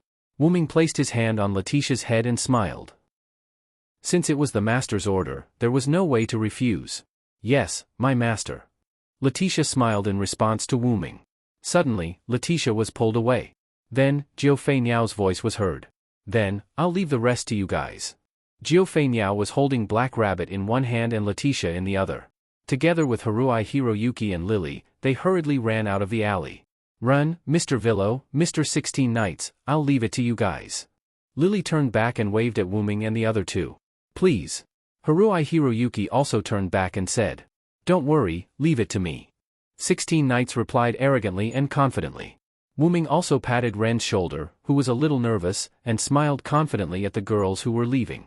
However, not every girl was as open-minded as Jiu Fei Niao and Hiroyuki. Wait a minute, I think it's better if I go with them. Black Rabbit said in a panic. After all, this was related to the cooperation between their community and Salamandra. Black Rabbit, who wanted to do everything by herself, naturally felt a little uncomfortable going shopping under these circumstances. Let's go, you stupid rabbit. Villo and 16th Knights will do it well. Jiu Fei Niao and Haruai Hiroyuki each held Black Rabbit's arm, making it impossible for Black Rabbit to break free. Wait a minute. The pitiful Black Rabbit had already forgotten that its strength was actually above the two girls. Okay, let's hurry to Salamandra's base. If we're early, maybe we can go shopping too. Hearing Wu-Ming's words, Reverse 16 Knights grinned. You're right. Yesterday, we were only focused on playing hide and seek with Black Rabbit. We didn't have time to go shopping. However, whether it was Ren or Wu-Ming, both of them were helpless against Reverse 16 Knights. This so-called hide-and-seek caused quite a bit of panic on the streets. At this time, Ren suddenly remembered something. Speaking of which, the clock tower destroyed by 16th Knights and Black Rabbit hasn't been repaired yet. Ren said as he looked at Villo. After all, Villo had already taken on the task of repairing it yesterday, but after coming out of Salamandra, they all returned to the East District. In this way, Wu-Ming, who was in the East District, was disconnected from the telekinesis that controlled the clock tower wreckage in the North District. This made Ren panic. Don't worry, before I left yesterday, I cast a magic spell on the clock tower wreckage that was fixed in the air. Even if I disconnected the telekinesis, the wreckage would still be fixed in the air. There won't be any second damage from the wreckage falling down. Although Wu-Ming was confident in his telekinesis, he was still a little worried. After all, the East District and the North District were almost a world apart. What if they were too far apart and the telekinesis was disconnected? Therefore, before Wu-Ming left, Wu-Ming used his telekinesis to cast a few Lune runes on the clock tower wreckage, allowing the telekinesis to continue automatically. This way, the clock tower wreckage that was fixed in the air would not fall down because of Wu-Ming breaking the telekinesis link. Now, Wu-Ming, who returned to the North District, reconnected with the clock tower wreckage. It turned out that Wu-Ming was right. The wreckage was still fixed in the air. It had to be said that Lune runes were more effective than direct combat runes in other places. However, he couldn't always let the wreckage float in the air, even if it became a landscape. After all, it seemed a bit out of place in the Fire Dragon birth ceremony. In short, let's go to the base of Salamandra first, then I will repair the clock tower. Chapter 638. After that, Wu Ming, 16 knights, and Ren Russell arrived at the base of Salamandra. This time, the guards of Salamandra were no longer the two people that Wu Ming and Ren met last time. But even if the guards were changed, there was no one in Salamandra who did not recognize Wu Ming. It could only be said that Wu Ming's fame had spread. He had a strange and unknown method of breaking objects in half. With just a glance, he had intimidated all the members of Salamandra including Wu Ming. Even White Yiksha treated him as an equal. The leader of Salamandra, Shadora, was also very respectful to him. Even Mandela of Salamandra chose to swallow his anger after knowing that the person who destroyed the clock tower was a member of the same community. The two guards at the entrance of Salamandra swallowed a mouthful of saliva at the sight of this magnificent feat of farming. More importantly, Salamandra had offended this lord, and Lord Mandela of Salamandra had also clashed with this lord. This made the two guards' faces turn pale. They were not people like Shadora, Mandela, or even White Yiksha. If they accidentally provoked this master in front of them, they were afraid that they would be done for. Please inform them that No Name is here to discuss with Salamandra the matters that were not discussed yesterday. Wu Ming said very politely to the two guards. One of the two from Salamandra nodded his head and turned to enter Salamandra's base. However, Wu Ming did not know if he had seen wrongly, but he saw the guard in charge of reporting almost fall down at a corner inside Salamandra's base. From the looks of it, he seemed to be frightened. This was really baffling. However, there was something even more inexplicable. Wu Ming noticed that the guard in front of him, who was still standing guard, was trembling and his face was pale. "Are you okay?" In the end, it was the kindest person, Ren, who asked with concern. I'm fine, I'm fine." The guard was scared by Ren and stuttered as he answered.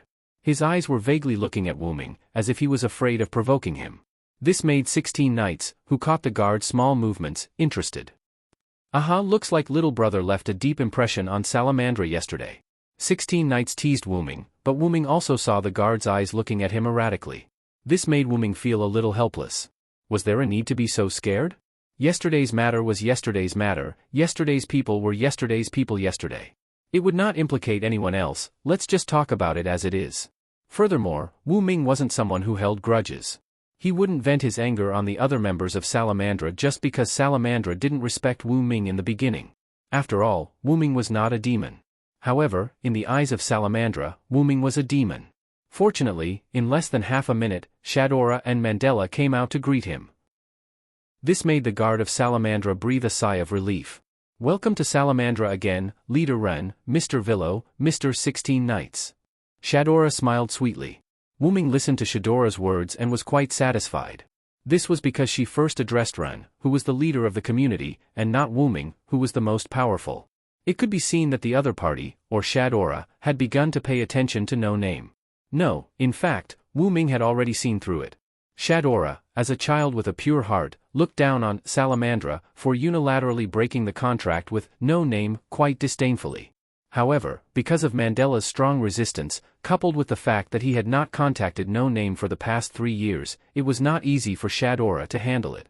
However, now that No Name had a strong person like Wu Ming, Mandela's "we will not ally with the weak community" statement could no longer be used. This also made Shadora naturally begin to put No Name on the same level, which was why Shadora first addressed Ren, the leader of No Name, instead of Wu Ming.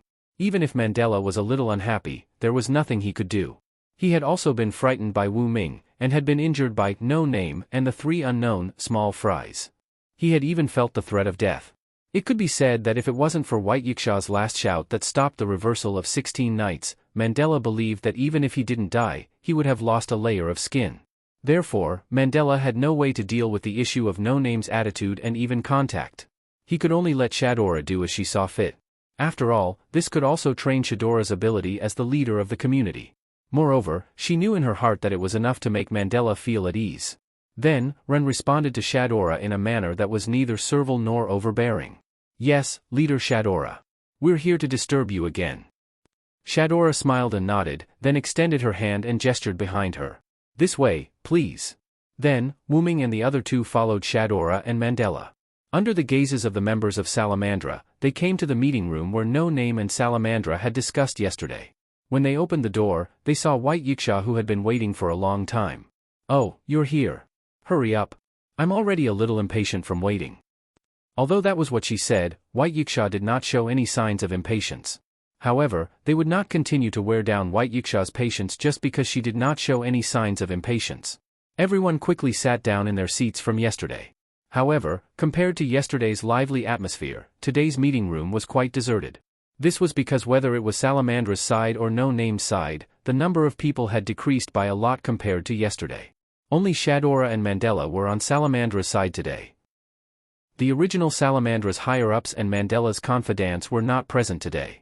As for No Name, they had only sent out their leader, Ren Russell, as well as the rookies, Silent and 16 Knights. A total of 3 people. Black Rabbit, Jiu Yuasuka, Haruhibu Yao, and a series of girls did not come. Even Wuming's maid, Letitia, did not come because they had been chased away by Wuming to go shopping. White Yiksha was still alone and did not bring anyone else. Whether it was Salamandra or No Name, there were fewer people gathered here today. This gave people a feeling that they were not important. However, it was the exact opposite. The people gathered here today were all key figures in the various communities. Salamandra's leader, Shadora, the actual second-in-command, Mandela, No Name's leader, Ren, Wuming, the strongest in No Name, and 16 Knights, who gave Mandela the feeling of death yesterday and almost killed him. In other words, today's discussion was of the utmost importance. Then, let's begin the discussion about the Demon King's attack. As the host, White Yiksha was the first to speak. Chapter 639. White Yiksha's words were like a fuse that started the meeting. Ren looked at Wuming, who had no intention of speaking, and then looked at 16 Knights. Sensing Ren's gaze, 16 Knights laughed wantonly, then looked at Shadora and Mandela. There's nothing much to say. We'll help you defeat the Demon King, and the ownership of the Demon King will belong to No Name. Whether it was Shadora, Mandela, or White Yiksha, they were all a little confused by 16 Knights' straightforward words. After all, this was not the way to discuss things. However, White Yiksha could understand why 16 Knights said such words. After all, he was a problematic child. However, this was a little difficult for Shadora and Mandela to accept. Seeing Shadora and Mandela's hesitation, Wuming dropped a bombshell. Then, let's be more specific. We, No Name, only want the ownership of the Demon King. We don't want anything else. Shadora and Mandela were shocked by Wuming's bombshell. Mr. Wuming? Even Ren was shocked. Not to mention other things, if they defeated the Demon King, their reputation would increase greatly, and everything under the Demon King's command would be paid. For a Demon King with the authority of the organizer, his possessions would naturally be extraordinary. At least they would not lose out. Therefore, even if it was for No Name, Ren wanted to fight for the benefits brought by the Demon King this time. Wuming naturally understood Ren's thoughts, but Wuming also had his own reasons. What does it matter? Although we, No Name, are in a state of being in a state of having a lot of things to do, because of the lack of manpower, what we need now is to increase our elite strength. Things like money and rare gifts can naturally be obtained with strength. What Wuming said wasn't wrong. If No Name defeated the Demon King in this fire dragon's birth ceremony, then their reputation would naturally spread. No Name did not lack funds at the moment, and in terms of gifts, with Wuming around, No Name actually did not lack any.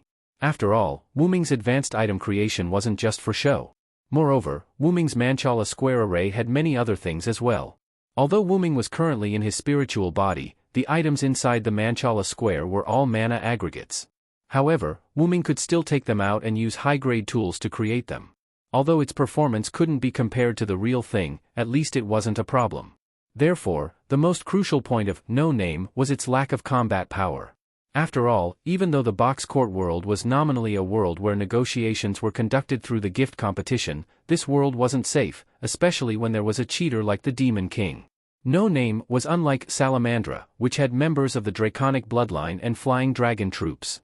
Therefore, they could only rely on the strength of individual elites. In No Name, other than Wuming, Letitia, 16 Knights in Reverse, Jiu Yuasuka, Harui Hikari, and Black Rabbit, the others didn't have much fighting power. No, it should be that there were no older members left. And among them, only Wuming, Letitia, and 16 Knights in Reverse could be counted as fighting power. After all, Jiu Yuasuka hadn't found a suitable gift, so she could only rely on some weak gifts as consumables. As for Harui Hikari, she didn't have many magical abilities when she first came to the box court world. She only had the abilities of most animals. As for Black Rabbit, because he was a box court noble, he was restricted by the box court world, so he could be excluded. There were pros and cons to the identity of a Hakata noble. 3 years ago, Black Rabbit was not kidnapped by the Demon King because he had the identity of a Hakata noble. He had left No Name to become a referee in other places, so he could be considered to have escaped. It was also because of his status as a box court noble that Black Rabbit couldn't freely participate in the gift competition and contribute to the community.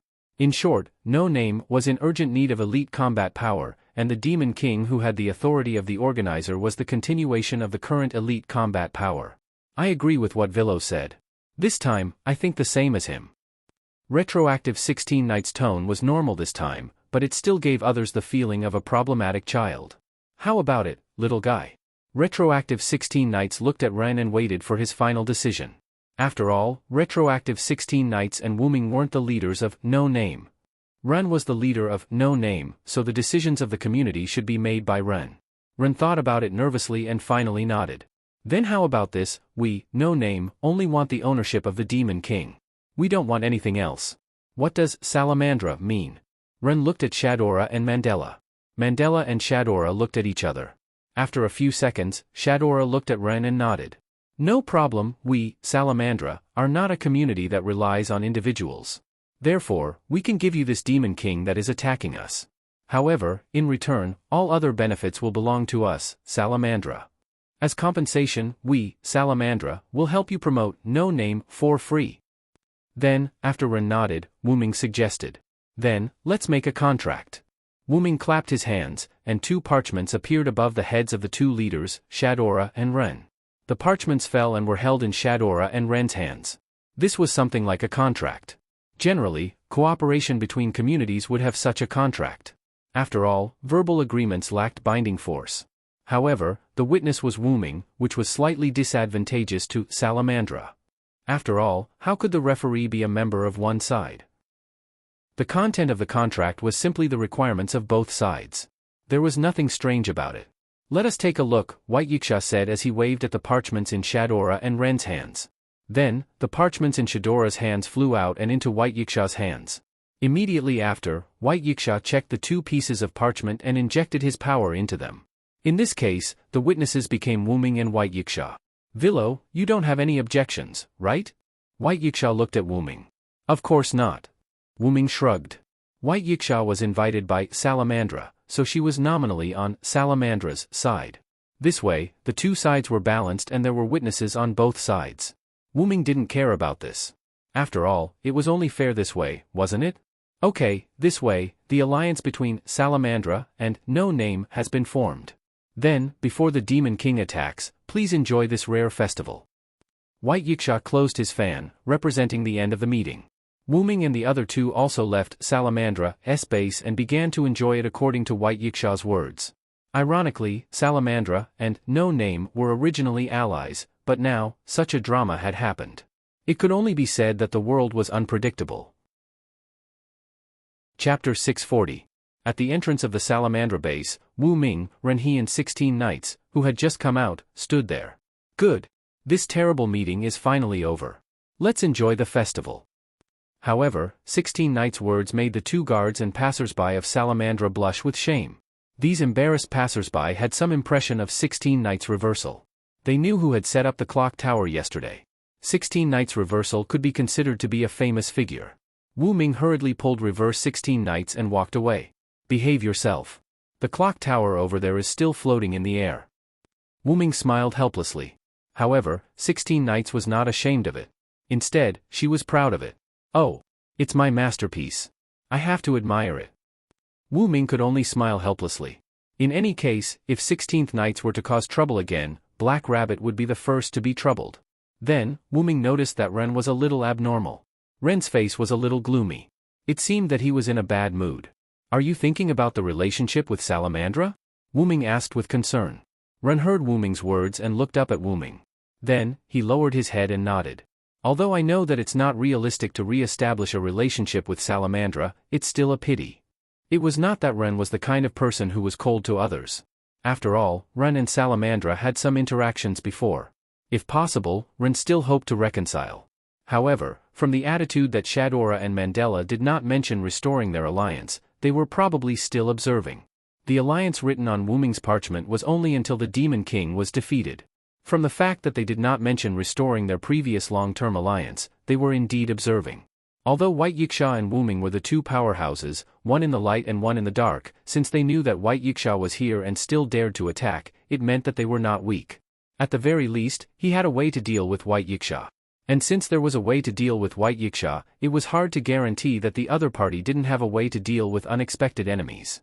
Moreover, if the other party was an expert who could defeat White Yiksha in a head-on battle, then he naturally wouldn't be afraid of Wuming. However, the probability of this happening was quite small. If that was the case, or even worse, if they were all defeated by the Demon King, then Salamandra would naturally not have to worry about forming an alliance with no name. This was because they might not be able to survive by then, and Shadora and Mandela might even die in this Demon King's attack. Therefore, the matter of the alliance should be considered after the Demon King's attack. This was probably what Salamandra was thinking at the moment. Wuming felt that this was probably the result of Mandela and Shadora's discussion yesterday, and Mandela was the one who led it. Although they had only met twice, Wuming could tell that Shadora wasn't a scheming person, so all of this could only be Mandela's idea. As for Shadora, she probably compromised under her brother's multiple remonstrances. Because during the meeting just now, Wuming saw Shadora looking at No Name with an apologetic gaze more than once. However, Mandela really impressed Wuming. At this time, he was still able to plan for a rainy day. It felt like he was already prepared. Wuming rubbed his chin and pondered. Mr. Villo? Ren looked at Wuming in deep thought and couldn't help but ask. Wuming came back to his senses and shook his head apologetically. It's okay. Don't worry so much. Since things have come to this, let's just enjoy the ceremony. Yes. After that, Wuming, 16 Knights, and Ren separated. After all, he had to repair the clock tower that 16 Knights destroyed.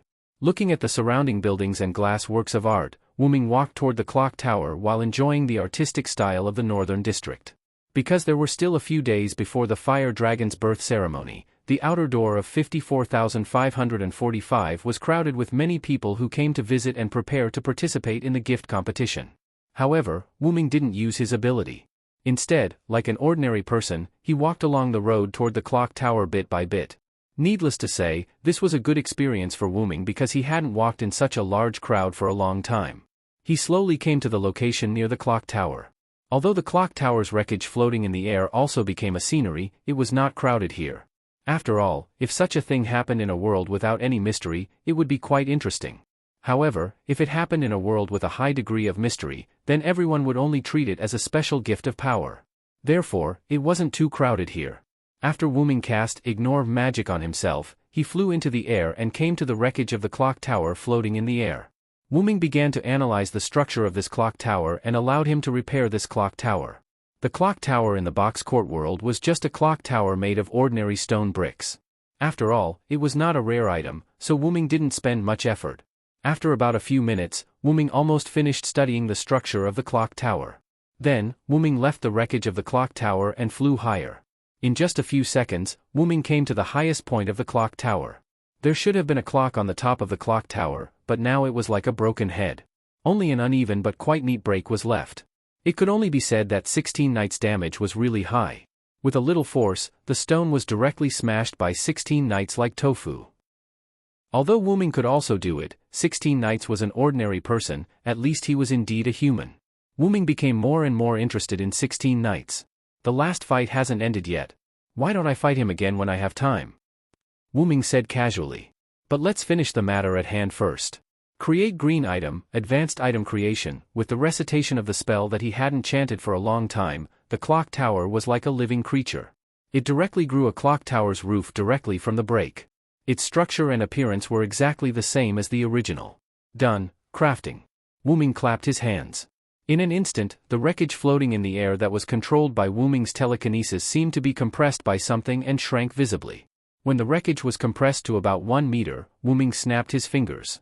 A white flame ignited from the compressed pack. In just a few seconds, the flame extinguished and there was nothing in the air. At this time, because of the burning wreckage and the growth of the clock tower, many passers-by below looked at the clock tower that grew over here. Suddenly, Wuming noticed a gaze looking at him. It was a petite girl wearing a spotted dress. Chapter 641. The girl had an exquisite face and was as cute as a doll. Her hairstyle was short, rose-colored hair, and two horn-like headpieces adorned the sides of her head. There was also cloth with spots on the hair ornaments, and two strands of hair fell naturally from the sides of her forehead, giving off a special sense of beauty. The girl's upper body was a black, sleeveless cheap house-style dress with white edges. She also wore black sleeve protectors on her arms like headpieces. The girl's sleeve protectors had black spots on them. The girl's lower body was a short skirt with black spots, as well as black knee socks and snow boots. Although this combination felt strange, it was particularly suitable for the girl. The young girl stood motionless in place and raised her head, staring at Wu Ming with an expressionless face. Wu Ming didn't find it strange that someone could see him. The magic trick Wu Ming cast on him was just an ordinary magic trick to eliminate one's presence. It could be said that this was a magic trick that a slightly more serious magician would use. The magic trick to disperse idlers was the same as this magic trick. It was basically a necessary magic trick for magicians. After all, without this magic trick, it might be troublesome for magicians to do some secret things. However, since it was a necessary magic trick for magicians, it meant that the effect of this magic trick wouldn't be too strong. It would only be discovered by people who weren't very strong, and there wouldn't be a situation where a powerhouse like White Yiksha couldn't discover it. Therefore, Wu Ming wasn't surprised that the girl in the spotted skirt could discover him in the crowd below. Maybe she's a powerhouse from a certain community, Wu Ming said casually.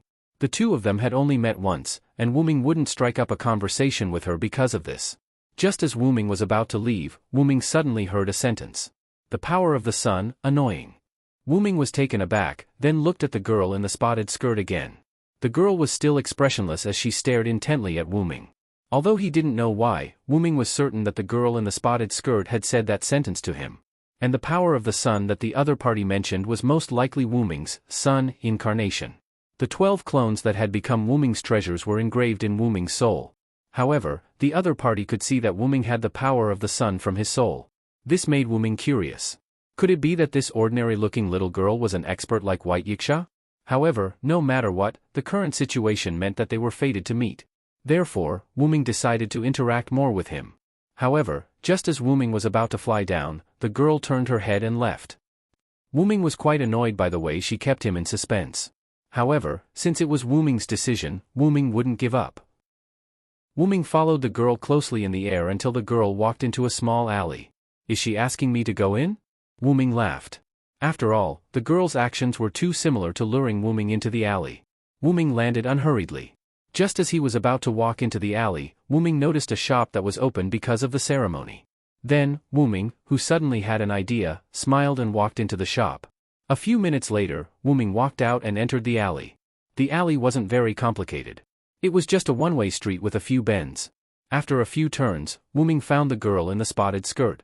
At this moment, the girl was still expressionless, but Wu Ming saw a trace of impatience on her face.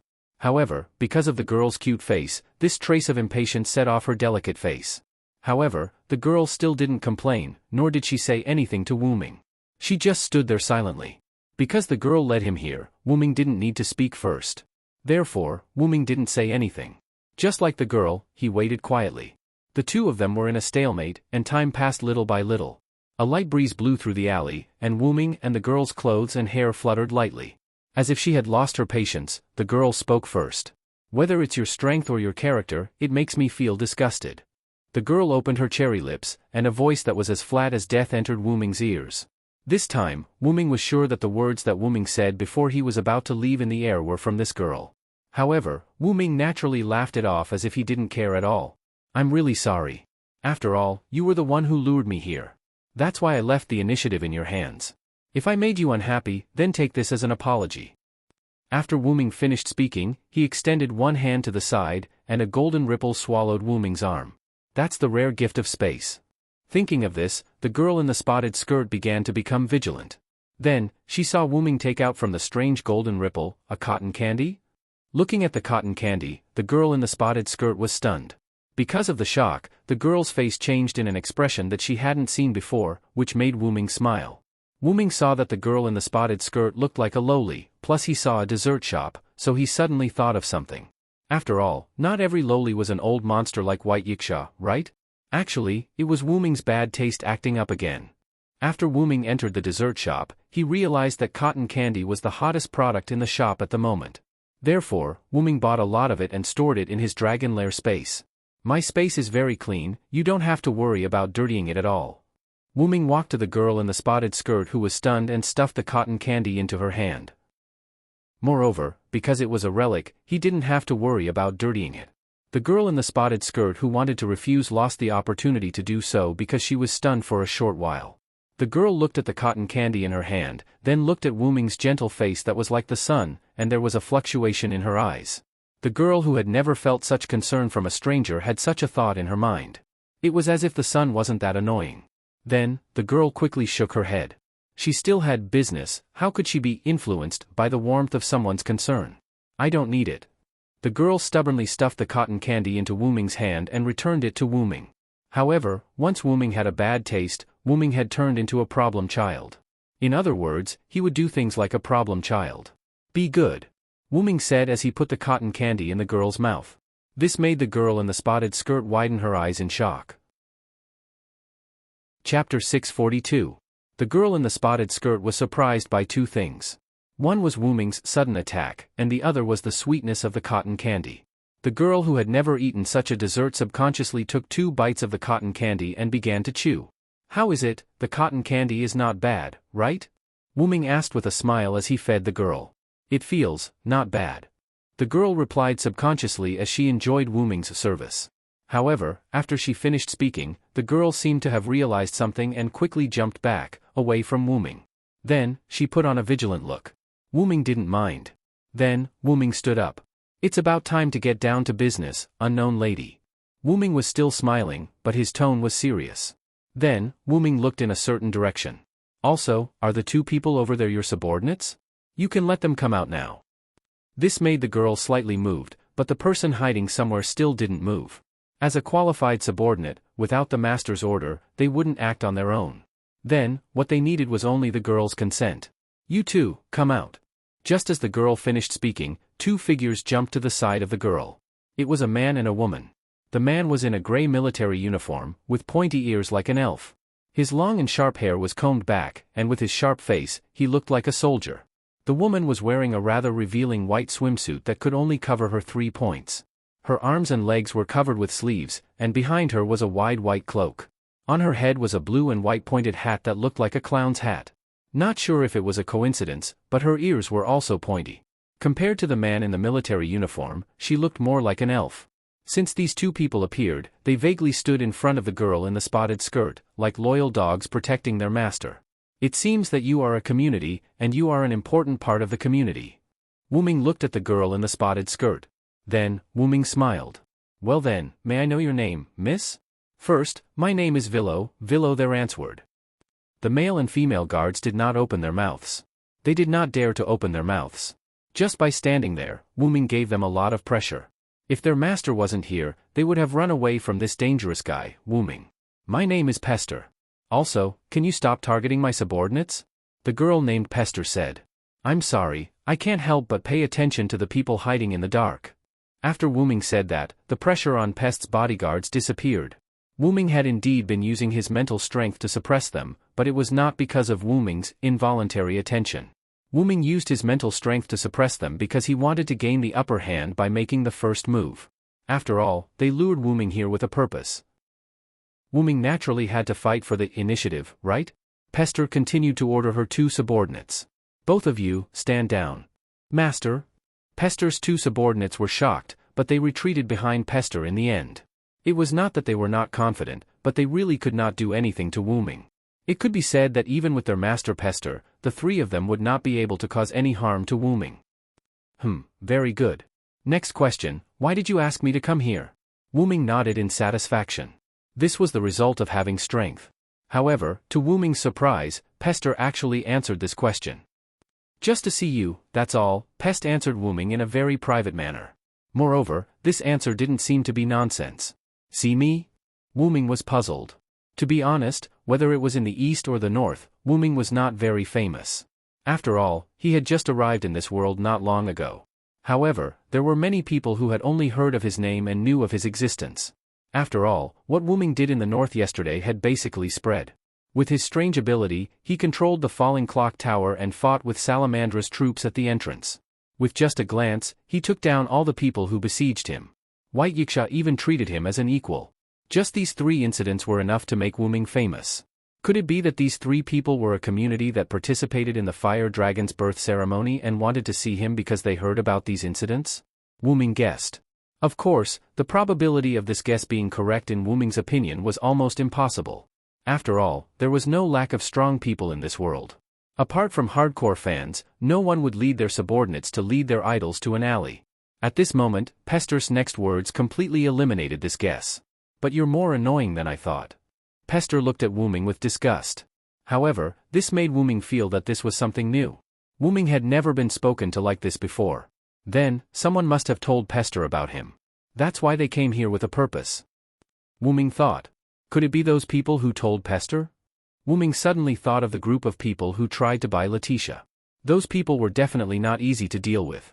If it wasn't for Maxwell's ability that caught Wu Ming off guard, Wu Ming would definitely have kept those people alive. Perhaps, Pester was invited by those people to deal with Wu Ming. However, Wu Ming was once again slapped in the face. Because I heard that you and White Yiksha seem to be friends of the same generation, I came to take a look, Pester said calmly. Although it's not as serious as White Yiksha, you still annoy me. Wu Ming could only shrug helplessly. It seemed that Pester had some grudges with Sun, however, since Pester wasn't looking for trouble, Wu Ming didn't need to stay any longer. If there's nothing else, I'll leave first. Wu Ming said as he used his telekinesis to send the cotton candy that Pester had eaten to Pester. It's fate that we met. Take it as a greeting gift from me. Pester struggled for a moment before taking it. After all, he couldn't go against food, right? The next moment, Wu Ming's figure was swallowed by the teleportation door. Only Pester and the other 2 were left in the alley. Pester gently took a bite of the cotton candy and fell into deep thought. At this moment, Pester's female subordinate spoke. Master, should we continue to attack during the ceremony? Chapter 643.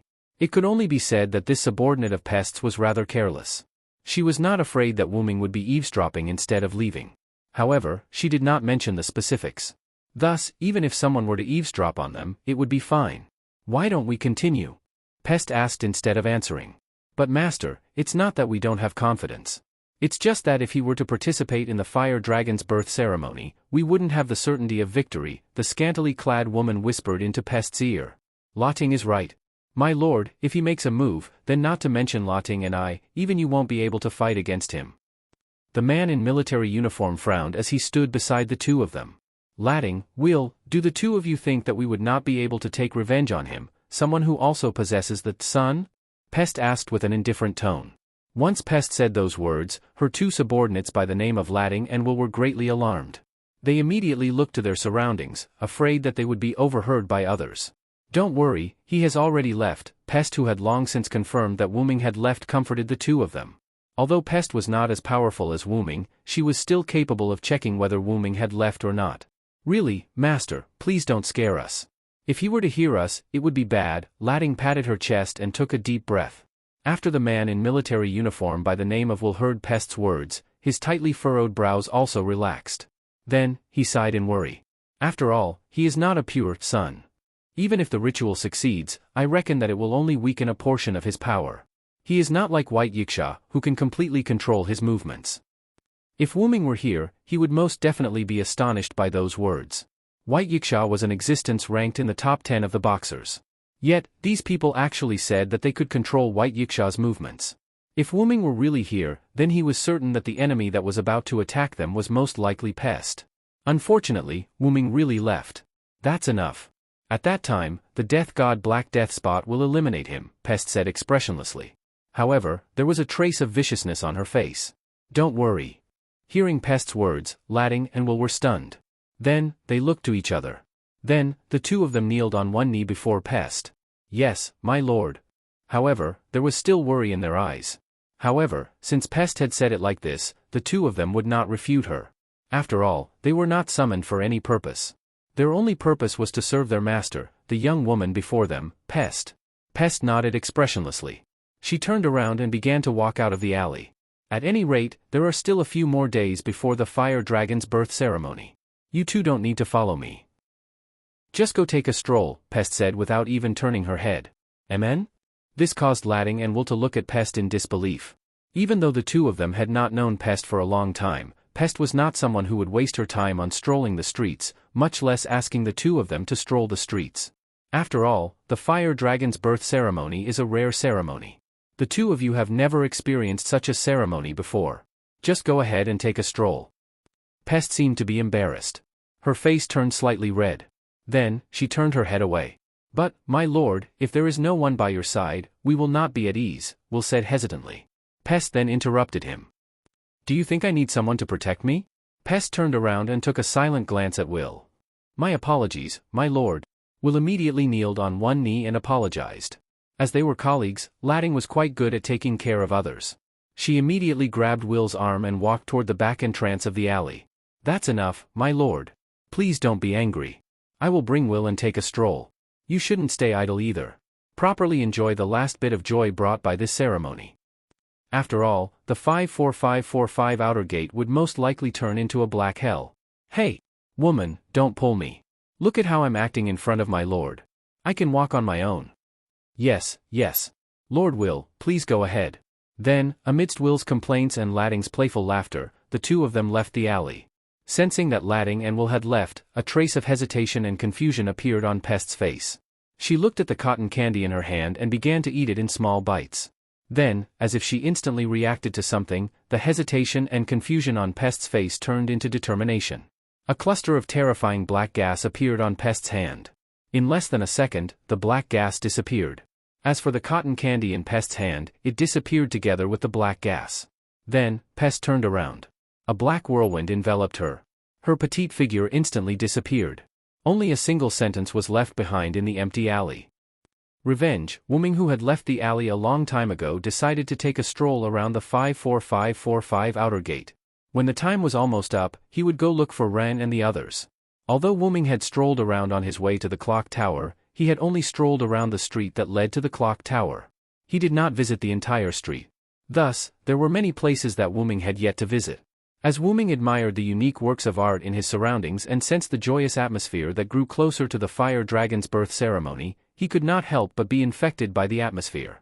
I must say, the box court world is truly a mystical place. Wuming sighed in admiration as he looked at the people of various races around him and the works of art that were filled with the style of the North District. Then, Wuming walked up to the nearest glass painting and stopped to look at it. Is this, the Pied Piper of Hamel? Wuming asked when he saw the image on the glass painting before him. The Pied Piper of Hamel was a fairy tale. It was about a small town called Hamel that was infested with rats. The villagers hired a rat catcher to catch the rats. The stained glass in front of him was a scene from the fairy tale The Pied Piper of Hamel. The rat catcher played his flute and lured the teachers to drown in the Wuxia River. That was the end of the fairy tale. However, according to Wuming's understanding, there was a continuation to this fairy tale. The villagers refused to pay the rat catcher because they had breached the contract. The rat catcher played his flute on a rainy night and took away 130 children born in Hamel. No one knew if they were dead or alive. Due to the adaptation of the fairy tale, the bad parts were removed. Hence, the fairy tales that ordinary people read had happy endings. However, in the box court world, it was impossible for these stories to be hidden. They should have been restored. After all, there was no need to take care of children in the box court world. After all, this was the box court world. However, is the style of the North District that strange? Introducing dark fairy tales? Wuming pondered as he left. Chapter 644. Wuming gave up on thinking about it when he noticed that there were many fairy tale glass paintings around him. After all, it might be her style. After walking around for a while, Wuming arrived near the exhibition hall that was carved out of the boundary wall. After admiring the exhibition hall that was built on the boundary wall, Wuming walked inside. Let's go in and take a look. First of all, the exhibition hall was free to view. However, as soon as Wuming walked to the entrance of the exhibition hall, many people suddenly ran out from inside. They were all visitors who were in the exhibition hall. Dodging the visitors who were running around, Wuming frowned and looked into the exhibition hall. Wuming felt Letitia's aura in the exhibition hall. She was using the power that she obtained as Wuming's dependent. Could it be that the Demon King is here now? Wuming was quite puzzled. However, the most important thing now was to go in and take a look. If it was really the Demon King, Wuming was prepared to kill him directly and get rid of him once and for all. Now, the visitors in the exhibition hall had basically all run away, which saved Wuming the trouble. After entering the exhibition hall, Wuming didn't find anything wrong. Then, Wuming ran in the direction of Letitia. Because the exhibition hall was a circular passage and the distance between Letitia and Wuming was not far, it only took a few seconds for Wuming to reach Letitia. However, Letitia wasn't alone. There was another person sitting beside Letitia. It was Jiao Feinyao, whose clothes were slightly damaged and mixed with some bloodstains. "Letitia, Feinyao, are you okay?" Wuming said as he came in front of Jiao Feinyao and cast a healing Lune magic on her. "I'm fine. These bloodstains aren't mine. Don't worry." Jiao Feinyao reached out a hand to Wuming and signaled Wuming to pull her up. After gently pulling Jiao Feinyao up, Wuming realized that Jiao Feiniao's other hand was gently holding, or rather, gently hugging, a yellow fairy the size of a palm. Without asking about the fairy's origin, Wuming first asked why the two of them were there. "Why are the two of you here? Where are Black Rabbit, Lily, and Haruai?" Even though he was asking, Wuming didn't stop healing Jiao Feinyao. Although the blood on Jiao Feiniao's body wasn't hers, there were still some abrasions on her body. Moreover, the bloodstains on Jiao Feiniao's clothes were stains and her dress was damaged. "Master, I chased after Jiao Feinyao. Black Rabbit and the others should still be waiting for us on the street." Letitia pointed at the other side of the road. The exhibition hall had a few entrances and exits. Wuming came from one of the entrances, and Letitia was pointing at the other one. "Did you guys encounter rats?" Wuming finished healing Jiao Feiniao's wounds and began to clean up the bloodstains and repair the dress. "Eh? Villo, how did you know?" Jiao Feinyao hugged the fairy in her arms and looked at Wuming in surprise. "It's too obvious." Wuming pointed at the damaged parts of Jiao Feiniao's dress. The damaged areas looked like they were bitten by some rodent. The first thing that came to mind was probably a rat. "I'm just guessing, but looking at the two of you, it should be correct." Wuming used magic to repair the damaged parts of the dress and continued to ask. "Then, Jiao Feinyao, why did you come here?" In an instant, Jiao Feinyao confidently extended the fairy in her arms. "Of course, it's for this child." Wuming looked at the fairy carefully. The fairy was so scared that it quickly ran towards Jiao Feinyao. After hugging the fairy, Jiao Feinyao explained. When Jiao Yuasuka was shopping with other girls, Jiao Yuasuka accidentally saw this little elf. After hearing that the fairy was a group fairy and that it could be dangerous alone, Jiao Feinyao wanted to protect it for the time being. In the end, because the fairy was too timid, it was scared away. Jiao Feinyao hurriedly told Black Rabbit and the others and chased after it. Because little fairy ran inside, Jiao Yuanfei also followed in. In the end, the fairy was almost bitten to death by a few rats. At that moment, Jiao Feinyao appeared and saved it. However, it attracted a large number of rats. Because in the small space of the exhibition hall, Jiao Feinyao did not dare to use any harmful gifts in fear of destroying the exhibition hall. It had to be said that Jiao Feinyao did not use her potential as a problem child and destroyed the exhibition hall. However, the price was that Jiao Feinyao had to pay for it. Jiao Feinyao wanted to use her power to control the rats. However, she realized that the rats could not be controlled. It was as if they were controlled by someone else. In the end, Jiao Feinyao used the Sword of Grace and ran away with the fairy while attacking. The damage to her dress was caused by the rats. The blood on her body was caused by the rats. Then, as the number of rats increased, Letitia appeared and forced the rats to retreat. Miraculously, the rats would turn into ashes when they died. That was why there were no rat corpses. However, the blood of the rats could be left on the clothes. Letitia was worried, so she told Black Rabbit and the others and followed them. After that, Wuming also rushed over. Rats. After cleaning the blood on Jiao Feinyao and repairing the damage on the clothes, Wuming stopped his magic and started to think. Is there any other information? After all, Wuming valued information the most. Because with information, all the mysteries would be solved. Jiao Feinyao and Letitia started to think. Suddenly, Jiao Feinyao remembered something. Speaking of which, I think I heard the sound of a flute. Flute? Wuming was stunned. It was not that Wuming had any special understanding of the flute. It was just that he had just replayed the story of how the flute controlled the rats. Hamel's Pied Piper. Jiao Feinyao also said that she heard the sound of the flute. Moreover, the rats seemed to be controlled. This made Wuming think in this direction. This is interesting. Wuming smiled as he thought of the girl in the spotted skirt he had met before. Letitia, Feinyao, you might have met the subordinates of the Demon King who are preparing to attack the Fire Dragon's birth ceremony. The subordinates of the Demon King? Jiao Feinyao and Letitia were shocked. Why do you say that, Master? Letitia asked in confusion. Because, I just met the Demon King.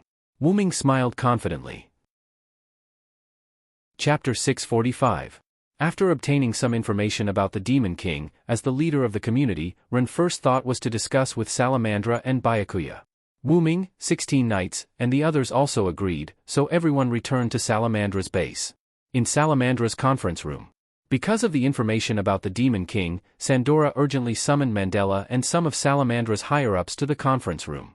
Wuming, Letitia, 16 knights, Gyo Asaka, Hiroyuki, Run, Lily, Byakuya, Sandora, Mandela, and several of Salamandra's higher-ups gathered together. Because they had become allies, they didn't sit down like before, but sat on the rectangular conference table according to the order of position and strength. Sandora, as the host, naturally sat at the head of the table.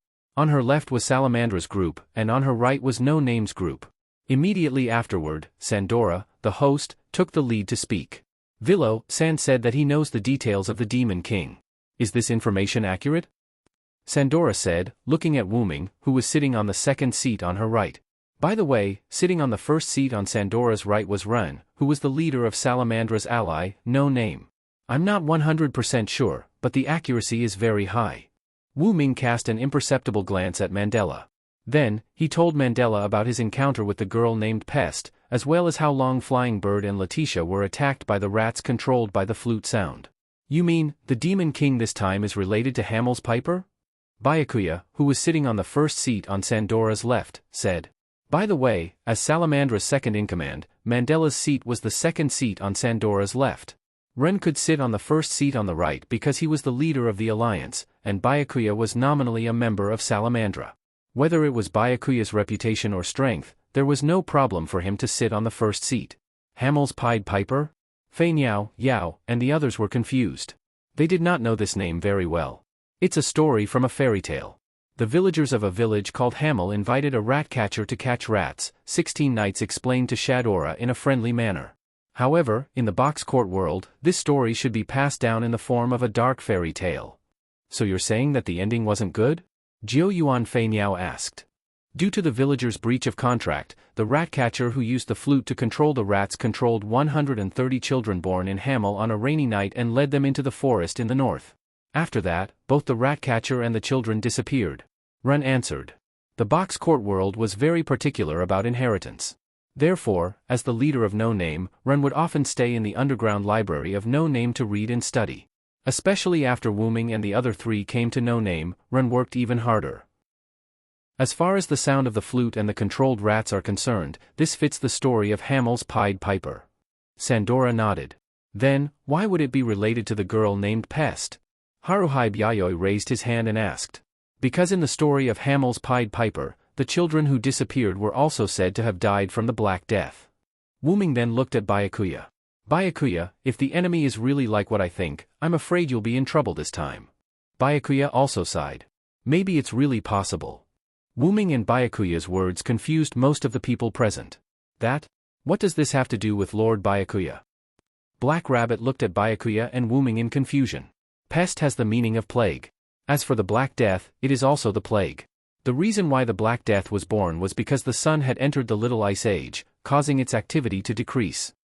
With Wuming's explanation, those who did not understand understood. And Byakuya is the sun's star spirit. It's inevitable that the enemy will have a way to restrain Byakuya. If the attacking Devil King was related to the Black Death, then the mystery of why the enemy would attack the Fire Dragon's birth festival despite knowing that Byakuya would be present was solved. WH. What? Then, isn't everyone in danger? Black Rabbit was shocked. Don't worry, Black Rabbit. The Villo is still here. Byakuya comforted Black Rabbit. Wasn't it because they were worried that something would happen to Byakuya that they invited No Name over? If I'm not mistaken, the pest I encountered is the enemy. To be honest, I don't think she can defeat Byakuya in a head-on battle. Although Wuming could not determine how many digits Pest had because she did not use her power, judging from the fact that she only had 6 digits under her command, Pest's power was probably not much higher. Even if she really had a way to raise her power to Byakuya's level, Wuming was not afraid. He lacked everything except for a trump card. Especially after knowing about the other party's inheritance, Wuming was even less afraid of her. One of Wuming's 12 incarnations targeted his inheritance. That was the incarnation of a warrior. This incarnation was mainly evolved from Wellislana's warrior with a golden sword. Originally, this incarnation had the ability to cut off the other party's divinity by reciting their inheritance. However, after fusing with Carmel's divine power and Wu Ming's own power, the incarnation still retained its golden sword form and became capable of cutting off the other party's inheritance. It was no longer limited to the divinity. As for the Black Death's inheritance, Wu Ming, who had read many books in No Name's underground library, expressed that he had no problem with it at all. If one came, he would kill one. If two came, he would kill two. However, this was only the simplest trump card in Wu Ming's hands. Wu Ming still had many other ways to deal with Pest. Even if she has a way to deal with Byakuya, Pest will not be able to fight against me. This is not arrogance. It's the truth. Wu Ming's words gave people a sense of relief. Naturally, No Name's side would not doubt Wu Ming. Instead, they completely believed in him and their companions. On the other hand, Salamandra's side began to doubt him. Although you are indeed very powerful, you should not be so arrogant before you know the identity of your enemy. Mandela opened his mouth to refute Wu Ming's words. Everyone's gazes gathered on Mandela. Chapter 646. Wu Ming understood that Mandela was not trying to pick a fight. What he said was reasonable. It's not strange for someone to have inherited the Black Death. After all, there are many communities with negative inheritances in the Northern District. After all, regardless of whether the inheritances were good or bad, the box court world still had its value. When the people of the box court world faced communities with negative inheritances, as long as they did not openly stir up trouble, no one would come out and shout stupid things like defeating evil. Take Guard, who had turned into human excrement, as an example. His community, Forsgaro, originated from a community alliance called Beast of 666. The leader of this alliance was a demon king with 3 digits. It must be said that as long as one possessed sufficient strength and did not openly stir up trouble, one would be considered a good person. Due to the fact that Guard's actions were simply too outrageous and his strength was not sufficient to attract the attention of the demon king with 3 digits, the Forsgaro was disbanded and Guard was stripped of his spirit level to become someone else's food. The Beast of 666 did not say anything about it. It could only be said that he was discovered after doing something so serious. There could only be 4 words to describe it, even death could not wipe out his crimes. The reason why a rat attacked Miss Zhou Yuan can only be said to be because of this little fellow. As Mandela spoke, he pointed to the little yellow spirit standing on Zhou Yuanfei's shoulder. This greatly alarmed the little spirit. It immediately shrank back into Zhou Yuanfei's hair. Zhou Yuanfei used her hand to comfort the little spirit. Then, she glared at Mandela in dissatisfaction. Based on Lord Villow's words, it seems that a rat attacked this little spirit. Miss Zhou Yuan saved the life of this little spirit and ended up being attacked by the rat.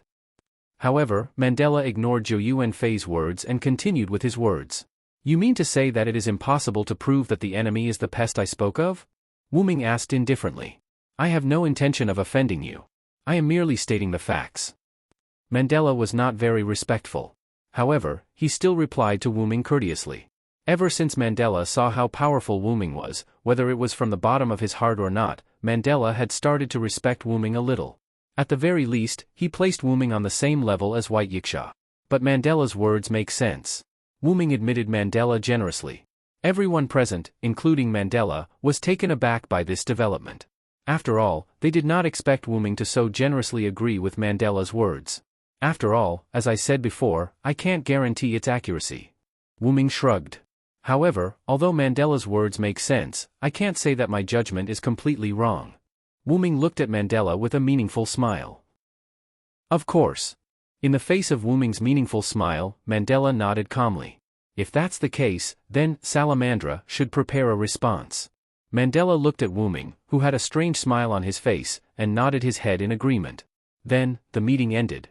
Because it was almost time, No Name used Wu Ming's portal to return to the Eastern District. Mr. Villow, did something happen between you and Mandela? As soon as they came out of the portal, Black Rabbit asked Wu Ming. Whether it was Shadora and the others from Salamandra, or Ren and the others from No Name, they all saw that something was not right between Wu Ming and Mandela.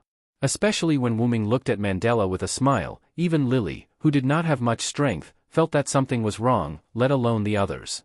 Nothing, I just told Mandela that I only knew about his plan. Wu Ming came to a sofa and sat down. Wu Ming's portal opened in a large room similar to a living room, so there was a sofa for sitting.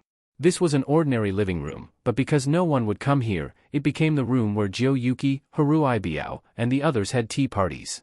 What do you mean? Jiuyuki asked. As she said that, Jiuyuki also found a sofa and sat down. The others did the same. However, Wuming was not in a hurry to explain. Instead, he looked at 16 Knights, who was as smart as Wuming. 16 Knights shouldn't have noticed.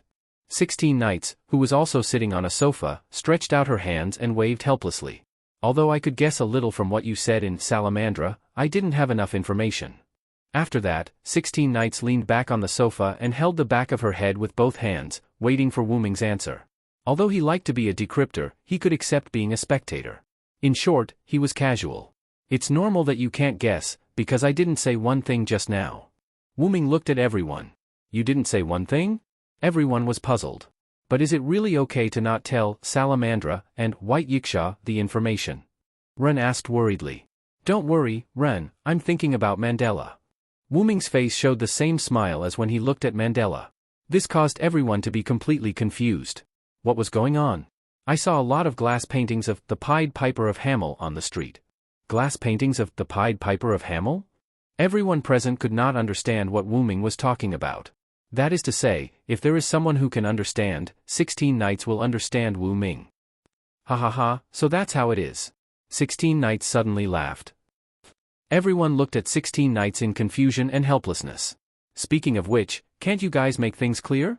Don't keep me in suspense. Then, let me analyze it from the beginning, everyone, Wuming said. Salamandra is at a low point and is being targeted by the other class leaders in the North District. The reason is because one of the class leaders in the North District, Shadora, is too young and inexperienced. Wuming looked at 16 Knights and gestured for her to continue. Then, Shadora needs a chance to make a name for herself, such as defeating the Demon King or something. Defeat the Demon King? Everyone was shocked. However, what surprised everyone was not the fact that the Demon King had been defeated, but the result of the series of intelligence and analysis that they had obtained. Immediately after, Black Rabbit spoke in disbelief. Mr. Villo, Mr. 16 Knights, do you mean that Salamandra and the others summoned the Demon King? Chapter 647. Black Rabbit's voice was trembling. She couldn't imagine that someone would take the initiative to summon a Demon King. As a member of the community that had experienced the Demon King's attack, she understood the terror of a Demon King better than anyone else. If Salamandra's method succeeded, then it would be fine. But if it failed, then other than eternal damnation, Black Rabbit couldn't think of any other adjectives to describe it. Salamandra is indeed a little crazy, but they aren't stupid enough to provoke those old and powerful Demon Kings. Wuming thought. If I'm not wrong, the Demon King that Salamandra summoned this time, in the ranks of the Demon Kings, must be a new Demon King that isn't too strong. However, Black Rabbit held a different view. Even if it's a new Demon King, it's still a Demon King. They're playing with fire? Black Rabbit stood up excitedly. It's not unimaginable to take the risk. Jiu Feiniao said lightly. After all, this is a great opportunity to increase Shadora's reputation and trust. Haruai Hibe added. Salamandra is at its lowest point. If Salamandra takes the risk and allows Shadora and White Yiksha to work together to defeat the Demon King, then not only will Shadora be able to inherit the position of the ruler of the Northern District, but at the same time, they will also be able to obtain the Demon King to join them. This is a sure-win deal. If it were me, I would do it too. 16 Knights Reversal laughed heartlessly. Although that's the case, but if the other party has a way to deal with White Yiksha, Sama, then it's very likely that both White Yiksha, Sama and Salamandra will fall into the other party's hands. Black Rabbit looked at 16 Knights, Feiniao, and Yao worriedly. Because, if the community or individual that was forced to participate in the Demon King's gift competition failed, then the community or individual would belong to the Demon King. Just like No Name, 3 years ago, they were defeated in the Demon King's gift competition. Almost all of their members were forced to leave No Name. They were either bought, sold, or exiled. However, such a Demon King could still be considered kind. That was because compared to exiling and selling their spoils of war, many eccentric or irascible Demon Kings wouldn't do such a thing. Their original goal was not to keep these losers for fun, but to amuse themselves in the gift contest. To put it simply, these Demon Kings would directly kill all the people trapped in their own gift contest and take pleasure in it. No matter which option it was, it could be said that it was not good, or it could be said that it was terrible. Don't worry, Black Rabbit. Even if something happens to White Yiksha, I'm still here. Nothing will happen. Wuming comforted Black Rabbit. Besides, this is just my guess. What if I'm wrong? Wu Ming joked. However, no one took Wu Ming's words seriously. What a joke. Wu Ming's previous deduction was perfect to the extreme. If it was still false, then nothing would be true. Letitia didn't care about Wu Ming's joke. Instead, she asked about something else. Then, Master, you didn't mention this key point. I'm afraid it's not for Mandela's sake. Although Letitia hadn't been in contact with her master for long, she already knew him very well. In short, no matter what, her master would never be so kind. Letitia knows me best. Wu Ming smiled, then Wu Ming looked at everyone. The reason why I didn't mention this key point is actually for no name. For no name? Renha Black Rabbit subconsciously repeated Wu Ming's words. Looking at the two puzzled people, 16 Knights Reversal laughed wantonly. After all, our no name also needs publicity, young Master Little Munchkin, perverted rabbit. Renha Black Rabbit came to a realization. Black Rabbit even forgot how 16 Knights Reversal addressed him. Why didn't Wu Ming say this key point in front of Shadora, Mandela, and White Yiksha? Because once he said it, not to mention Shadora and Mandela, White Yiksha alone would be able to deduce the truth of the matter with so much information. If Wu Ming said it, then the Demon King's monster attack would likely end tonight. First of all, since Salamandra had a way to lure the Demon King, then there must be a way to get rid of it. If White Yiksha knew that Salamandra had lured the Demon King, then she would definitely strictly ask Salamandra to destroy the item that lured the Demon King here. However, even if it was destroyed, the Demon King might not choose to retreat. If you were called here for no reason and then chased away by the person who called you here for no reason, anyone would be angry, let alone the Demon King. Moreover, if the Demon King was determined to attack, no one would be able to stop him. It was precisely because Mandela knew that even if he destroyed the item that lured the Demon King here, he would not be able to make the Demon King retreat. Therefore, he diverted everyone's attention and deliberately said that Wu Ming's words were not necessarily true, to make everyone lower their guard. After all, with so much information, if White Yiksha still could not find the target, then she should find a tofu and smash her head against it. At that time, it would be inevitable that the other party would lose to White Yiksha. Wu Ming did not think that the other party's method that worked on White Yiksha could be used instantly. At the very least, they would have to prepare a little. Therefore, if Pest and the others were attacked by White Yiksha, then it would basically be the end. However, Mandela would not allow it. White Yiksha could defeat the Demon King, but she could not defeat him before the ceremony began, nor could she defeat him alone. She had to be with Shadora. This was because only then could Shadora's reputation spread and allow her to inherit the position of the ruler of the North District. Wu Ming shook his head as Shadora's pure and innocent face flashed across his mind. I'm guessing that Shadora doesn't know about this yet. Mandela was the one who planned all of this. No one objected to Wu Ming's words. Although they had only interacted for a few days, whether it was Ren, Black Rabbit, and the others who had interacted with Shadora before, or 16 Knights, Flying Bird, and the others who had not interacted with Shadora before, they could all feel the kindness in Shadora's heart. It was impossible for Shadora to agree to let the Demon King attack the ceremony and consolidate her position by defeating the Demon King. Perhaps sometimes people's eyes would be deceived by others' deliberate pretense, but Shadora's kindness from the bottom of her heart could provide favorable evidence that she was unaware of Salamandra's plan this time. Seeing that everyone had calmed down, Wu Ming made a suggestion. I say, do you want to walk around the outer gate of the 54545 tonight? You're tuning into the Heartfelt Tales YouTube channel. We're so grateful for your support, and don't forget to subscribe to join us on this incredible journey through captivating stories. Your generosity through donations truly makes a world of difference, as it's the primary source of revenue that allows me to expand and enhance this channel for you. Thank you from the bottom of my heart for being a part of this adventure.